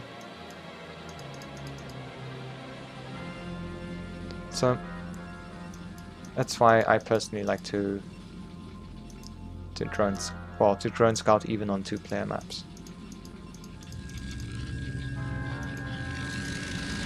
So we do see the gas is up, just 1 cannon. Nexus is almost done. And gas mining starting for G24. And do you see the Lings heading home? So maybe just wants to deciding to block off or try and defend, like watch maybe in case there's a probe hidden on the map somewhere, and just try and catch it as it comes in, which it looks like he... So yeah, he puts 2 on the ramp to just block any probes trying to come in, and it's going to send the other 2 back to the front to see if there's any zealots moving out, which you definitely want to catch. Overlord does get to see the base and probably see the Stargate. Yeah, should see the Stargate now, and that is Stargate first. And it's looking pretty similar to the last game, except this time it's going to move out with 2 zealots instead of 3, and with that a bit earlier, they managed to take a few hits on these Lings. Somehow they both survive with 1 hit remaining. Nice timing. And so we would expect to see some Zerglings coming out, and this is actually going to be 3-hatch Hydra or 973.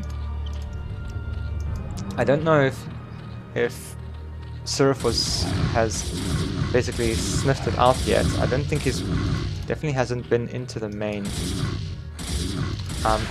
But these 2 zealots are gonna definitely gonna force some more Zerglings out. And tries to hide behind there, but 3 Zerglings able to get 3 Zerglings onto that zealot there. So the zealots get cleaned up relatively easily. The Corsair is now out. Will now be able to scout the 3-hatch Hydra. Except we see a 4th hatchery is coming down quite early.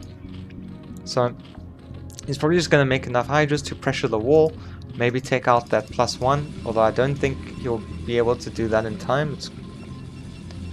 Because you need range to be able to... You can take the gateway out, but you need range. And now that he's put this hatchery down quite early, I'm not sure he'll be able to have enough Hydras to get it before it finishes, as well as have them enough back home to defend his overlords, which he needs to do at this point. So looks like he's just gonna go back to drones, just made enough to defend with, and is gonna transition straight into pure 5-hatch Hydra. And getting his lair, because you still have to get overload speed with this kind of build. And so here so he's gonna try and move out with some Hydras. I don't think this is gonna be to try and bust, because I just think there's not enough. Basically just to try and scare Protoss into making as many cannons as possible.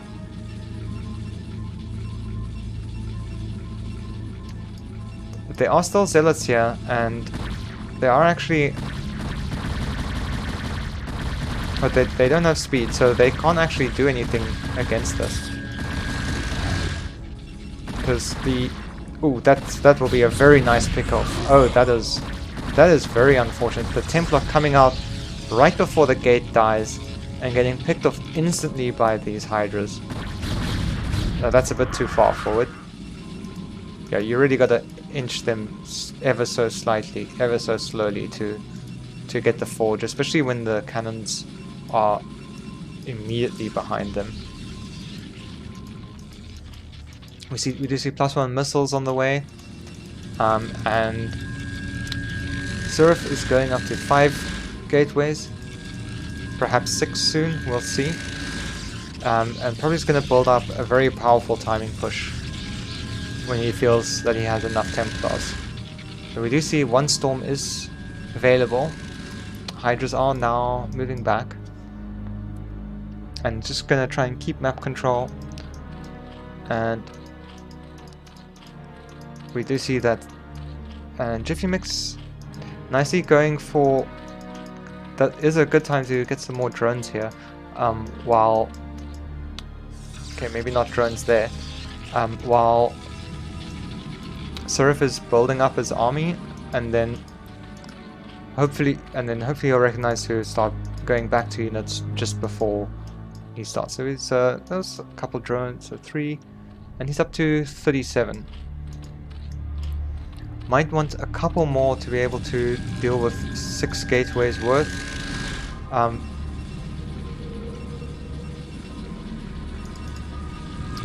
7 gateways. So I think at the point of 7 gateways, 8 gateways. So yeah, so this is an 8-gate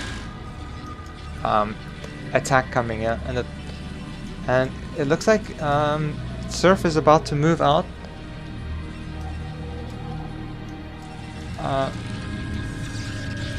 And okay, so he's just gonna move out and make sure that he can safely take his 3rd base. Just to, yeah, he's gonna make sure he can take his 3rd base, and Jiffy Mix is gonna move up in response to just make sure. But Surf looks pretty well prepared for this. So once again, okay, this kind of army, I don't think you can fight with this many Hydralisks. You need, I think, at least...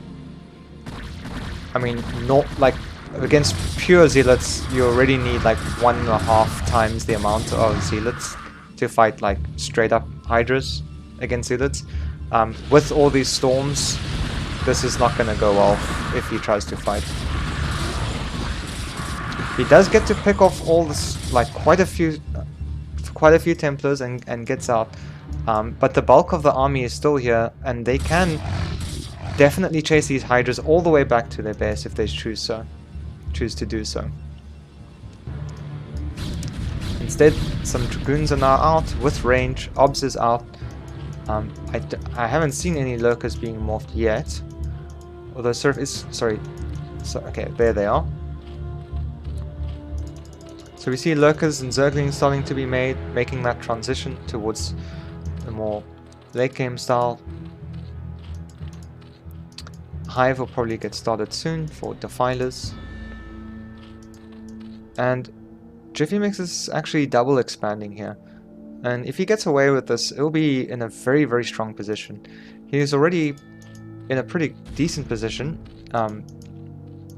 with having his 4th up at a good time relative to the... actually before the Protoss 3rd even. but this army is still threatening, and so deciding to move back, gonna probably move back onto his own high ground.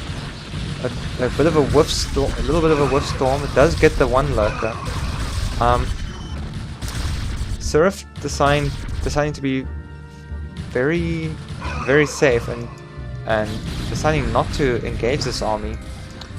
But really, I think he could have taken it out if he wanted to. Perhaps worried about a flank coming from the top and just wanted to get out of a position where you're too far from your reinforcements.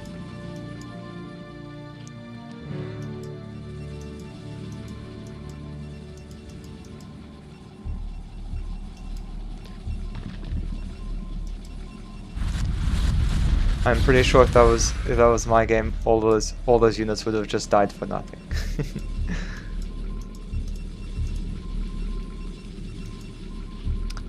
So supply-wise, we see Seraph has been macroing really hard off of his 8 gateways, up to 160 versus Jiffy Mix's 111 or 110ish. So that's quite a bit more of a supply lead than you want Protoss to have as Zerg for sure, and he probably will be, and Seraph probably will be maxing out relatively soon. Does get a nice position up here on the high ground, but Seraph this is enough to push through if you're aware of how much there is here. But meanwhile, it looks like he's just pushing more to that upper right corner and gonna slowly take one base at a time behind this ball of Protoss death. So there is a fairly decent army to defend with here, I think. For Zerg, it's just a little bit spread out at the moment. And so here we do see I guess the main army, and this is a very gutsy move. Like, this is one of those things that is not supposed to work and usually doesn't. Running up, just trying to run up a ramp into cannons. Yeah. So quite a bit of units lost there.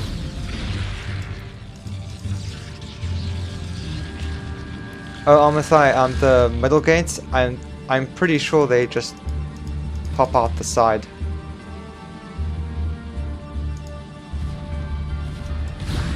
Okay, so a handful of Zerg units here, just not enough to even think of contesting this Protoss ball, which is just gonna casually roam up onto the high ground and let Seraph take his 4th base. But it looks like this still hasn't been scouted, and now it will be. So he does see the base. We'll see if he decides to splinter off some of his reinforcements and to go deal with that. But it seems Seraph is happy to just pretty much steamroll through the 4th on this side. There's just so many zealots, so many dragoons.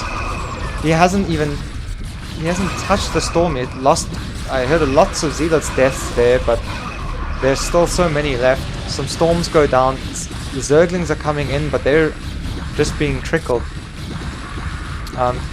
Enough dragoons to just completely take out all of the Zerglings. With drones going down, and Seraph is now definitely in a very commanding lead in this game. We do see quite a few Ultralisks here, but this army is now just pure dragoons. However, Defiler can definitely turn this around, so it looks like he will eventually, or he might be able to clean this up. The dragoons can just run out of the swarm. However, we do see a push up this ramp on this side, while Seraph goes to try and take his 5th base. There aren't too many drones here, so perhaps teaming is not that valuable at present. And for now, Seraph looks like he's going to go back to just defending the bases that he has. Probably feeling very good about taking out this 4th base over here.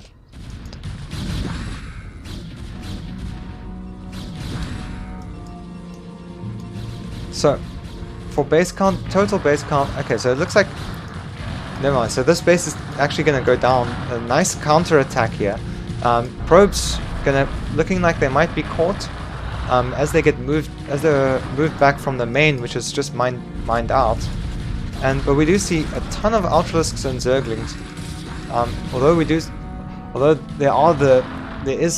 I think there's quite a substantial number of Dragoons here that will be able to fight it, so long as it's not under storm. But okay, that was going to be a really nice surround on that army. Though I do still worry about the amount of storms that Seraph has available for this Zerg army.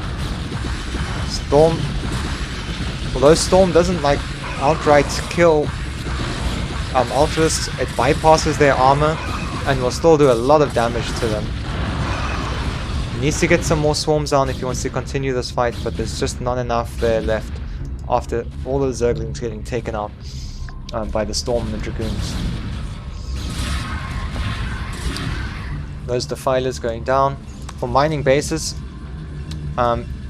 Surf is going to be down to 2 bases very soon, and Jiffy Mix will be still mining on 1, 2, 3, soon to be 4 if it stays alive. We do see the Protoss army moving over to go take care of that, and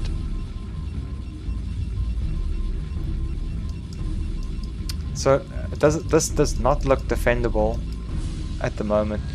There is quite a substantial army, so I'll be curious to see how Jiffy Mix is going to follow through with this with Ultralink. I think now okay, so this base is definitely going to get taken out, and this gives Surf a nice position to actually just put a wall of, put his Zealots in the front here, Archons behind, Dragoons behind that, and then Storm from the back. And here again you can see on the mini-map Zerg just coming in a straight line against this in really potent, powerful composition. Really do need to get plagues down and some swarms. No plague going down onto this army, and there we see the GG.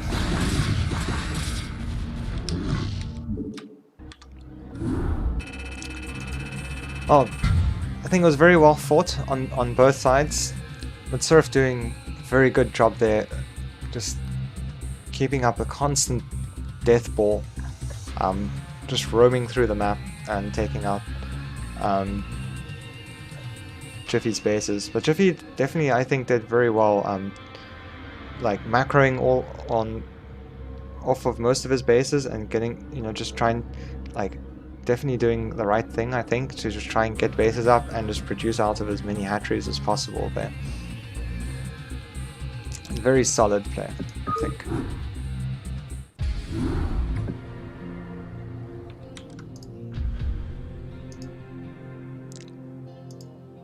And we will now be on to our final game, Seraph versus June.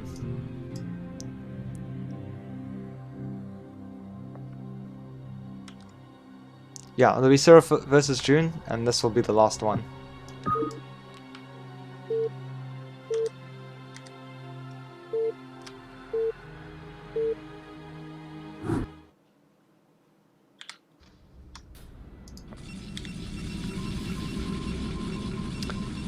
So in the top right, we have Surf in the magenta once again. And in the bottom left, we have June in grey.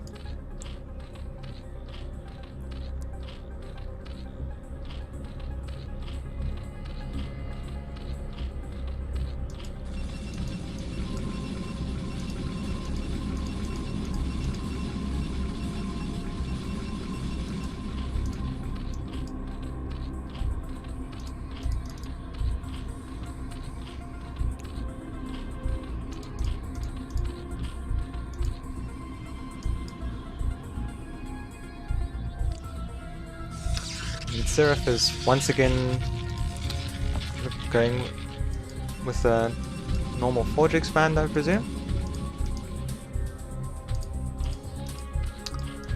And June getting his Overlord.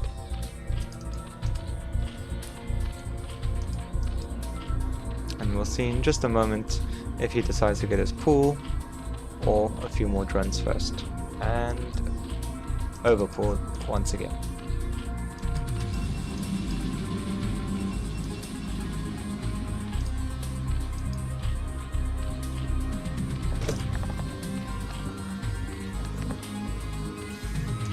Probe comes in, sees the overpool, heads back to the natural to try and block that drone. June perhaps gonna hide it? No. Let's get a shot off on the probe. Perhaps gonna wait. And we do see the dance of probe and drone begin. Okay. So there we see. Okay, so June does manage to get the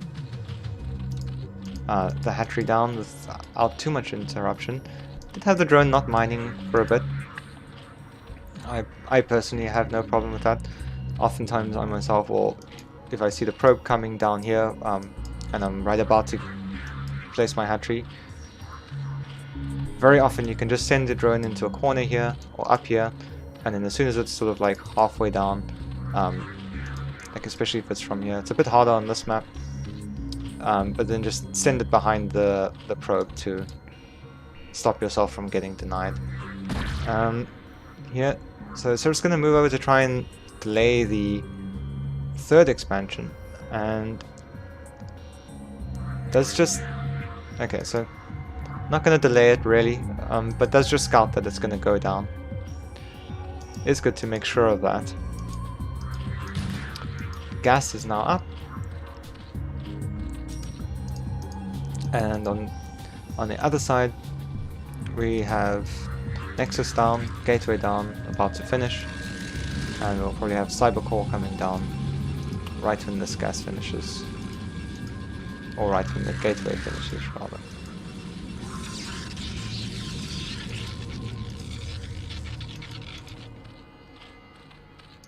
So it looks like we will see a standard 3-hatch Spire from June. Probe being chased by the Zergling. Always good to have your probe chasing your Zergling chasing a probe, even if you have no interest in, even if you don't really care about stopping it. It's nice just to give your opponent something else to do. So June has sent both overlords to the front. We'll see the first one gonna go up into the main. Second one's gonna probably gonna hang around the natural, just to spot for any zealots coming out.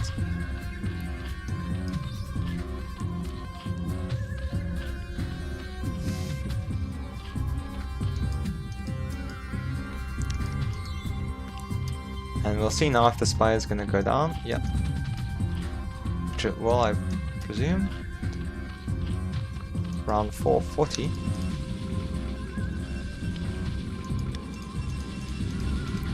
I think that should be enough time to prevent any overlord losses. And we now see that the June's moving his overlords away, having scouted the Stargate, as well as the +1. So June sees this as a Corsair into +1. I think this will make it around a 7 or 7:30ish timing attack. We do see that 2 zealots have managed to get there all the way around to the third, and June deciding to pull his drones all the way back to the natural. It's going to be a lot of lost mining time there. Zerglings are, there are a couple Zerglings. June making another 4, so definitely will have enough Zerglings to deal with this, but that's a lot of lost mining time and a lot of Zerglings to be made for just 2 zealots. Meanwhile, okay, the Corsair's out, the Spire has just finished, so Scourge will be out soon, so it may be enough time to take out an Overlord, but I don't think that Seraph will risk that. Probably just going to scout each base and just make sure that he knows what June is up to. The Zealots trading fairly well against the Zerglings. Still quite a few left over, but I think they definitely made their money's worth with the amount of mining time lost. And I think it probably did 1 or 2 drone kills and forcing all those Zerglings to be made, losing some of them losing Zerglings inefficiently against Zealots that you can only fight 2 at a time with.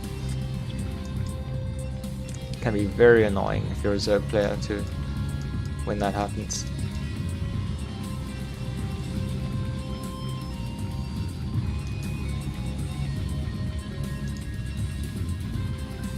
So we see Surf is going up to 6 gateways, has halted Corsair production completely, and has Storm and Leg Speed on the way.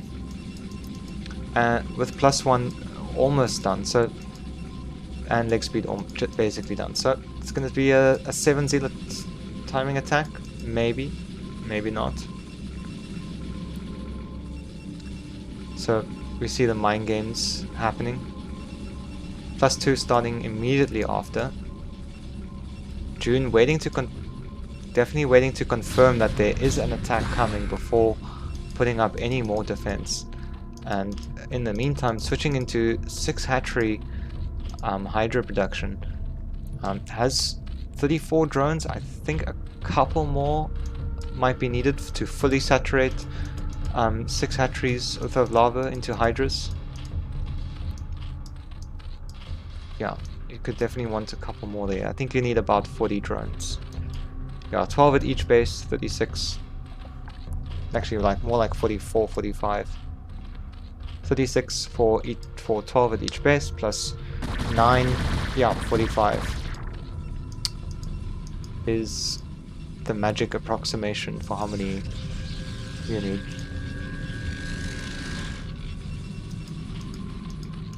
So both players right now just content to build up their armies. June is yet to take his 3rd gas, which is, and I did see some, yeah, so there are Scourge being made. And it looks like the Zealots are starting to poke out.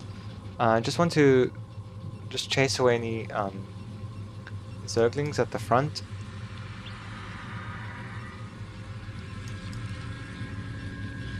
And it looks like, yeah, so that's just to make way for the probe, checking that there isn't one hiding up in the 3rd once again, and I'm guessing we'll see that Nexus go down, and along with the pylon and a couple cannons.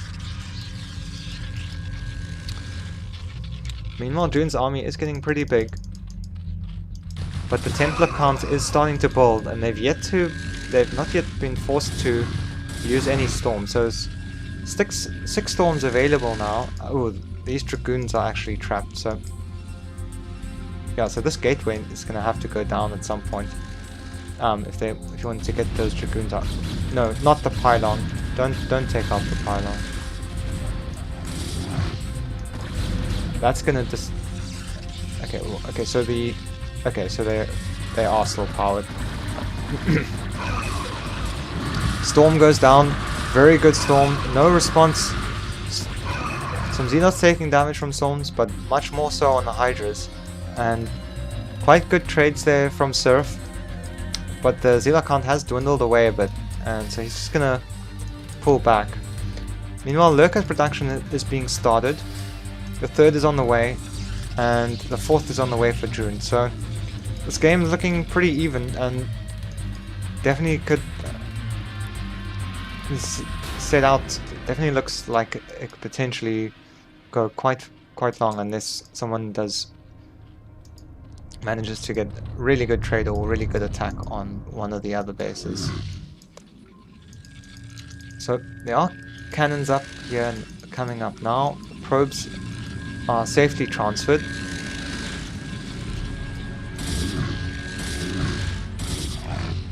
The Zealot attacking the hatchery gets cleaned up by a couple Hydralisks. Scourge out, perhaps looking for any shuttles coming around. And we actually can see now June's almost caught up in supply. Needs a few more overlords, but has now has more drones than, well, did have more drones than Surf has probes, and so this is a really turning into a really nice economy for June. Doesn't really need to make more drones for this base. Can just pull like four off of each of his existing bases and just transfer them over, and that base should be good to go. Maybe a couple extra for the gas and for any buildings you make, of course. See a sneaky DT trying to get in, but the Overlord is here and will get spotted and cleaned up by those Hydras again. Meanwhile, Surf is deciding that he wants to move out and double expand behind it. And if this doesn't get scouted, this will put June in an incredibly tough position. So Surf just pushing up the high ground, just making sure that a push isn't coming towards his base. Though you'd probably want to be scouting if a push is coming through here. You see Lurker starting to burrow up here by the rally points, but with no push coming, it does feel like it would be a little bit better served up here. And perhaps now that that has been spotted, that the army's been spotted over there, perhaps June will move some of them over.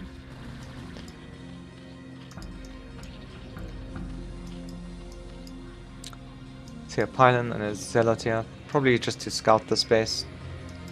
No need to take that when you have two free 4th and 5th bases here. So at this point, June has a very good army to attack with, but he really does need to attack soon. This Nexus is almost done. Okay, this one's still only just gotten started, but June needs to be a little bit more active with his army here. He's almost maxed out as well. Because if these bases get fully saturated, up and running, then and Surf is able to deny a 5th base being taken by Zerg, it's gonna be really tough to keep up with that. So here we see the probe transfers, the probes being transferred to both bases, and a big push across the high ground. Gets to take this high ground for free now. Does not have to fight any lurkers uphill. I don't see any defilers either, so it's gonna be... So this army, there is a really nice arc here to go around. Some units trying to... Okay, so it looks like this base is now seen. Some units splintering off, but at the same time, Surf's army just barreling straight into Zerg's rally point. There is quite a surround of lurkers, but there are tons of Storm, tons of Zealots. More lurkers, Hydras coming in, a few in the back here, none in the fight, and a hell of a lot up here. June needs to fight this with everything that he's got, and just isn't right now. And just so many storms going down. The Zealots are now dead. There's only Dragoons left. Lurkers walking in, but unfortunately they get taken out without doing too much. Some Hydras coming in reinforces, but really... Okay, and June taps out, it would appear. Yeah, so So I guess I don't think June is dead here.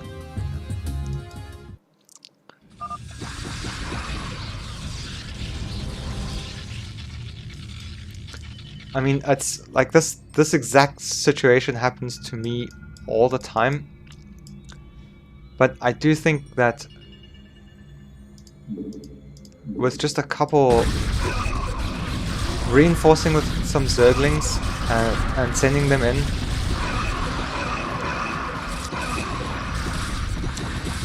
because this is actually quite, I think in the grand scheme of it, this is actually quite all in here. Okay, so there was in fact a GG. But I do think June still has some game here, because you'll see even once all these Hydras are dead,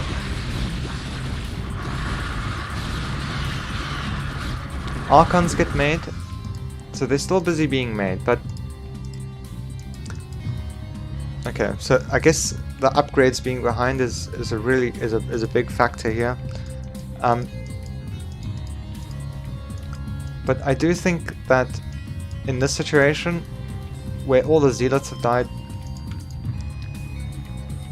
in fact, even the Hydras here, there's plenty of Hydras still coming. There's a full group here. I guess you really just need to have your army in position. And this is what makes this is what I find to be the hardest thing for me about ZVP, is like having all. It's not just having the units, it's having the units in the right place at the right time. And sometimes like you move from one position to another and you just didn't catch the army on the minimap, and you end up just walking into a ton of storms and losing everything for free, or your army just gets barreled down. But yeah, that's why it kind of once I kind of know how it feels, because I would feel pretty bad if I saw the army here and then didn't take this high ground with a pretty much maxed out army, because it becomes way harder for Protoss to move here, and then they have to go back around and come up this way and down here, because Lurkers do get much more efficient against these very Dragoon heavy composition. You know, when fighting from a high ground to a low ground. Yeah, it was an almost maxed out army, yeah, on both sides at 1414.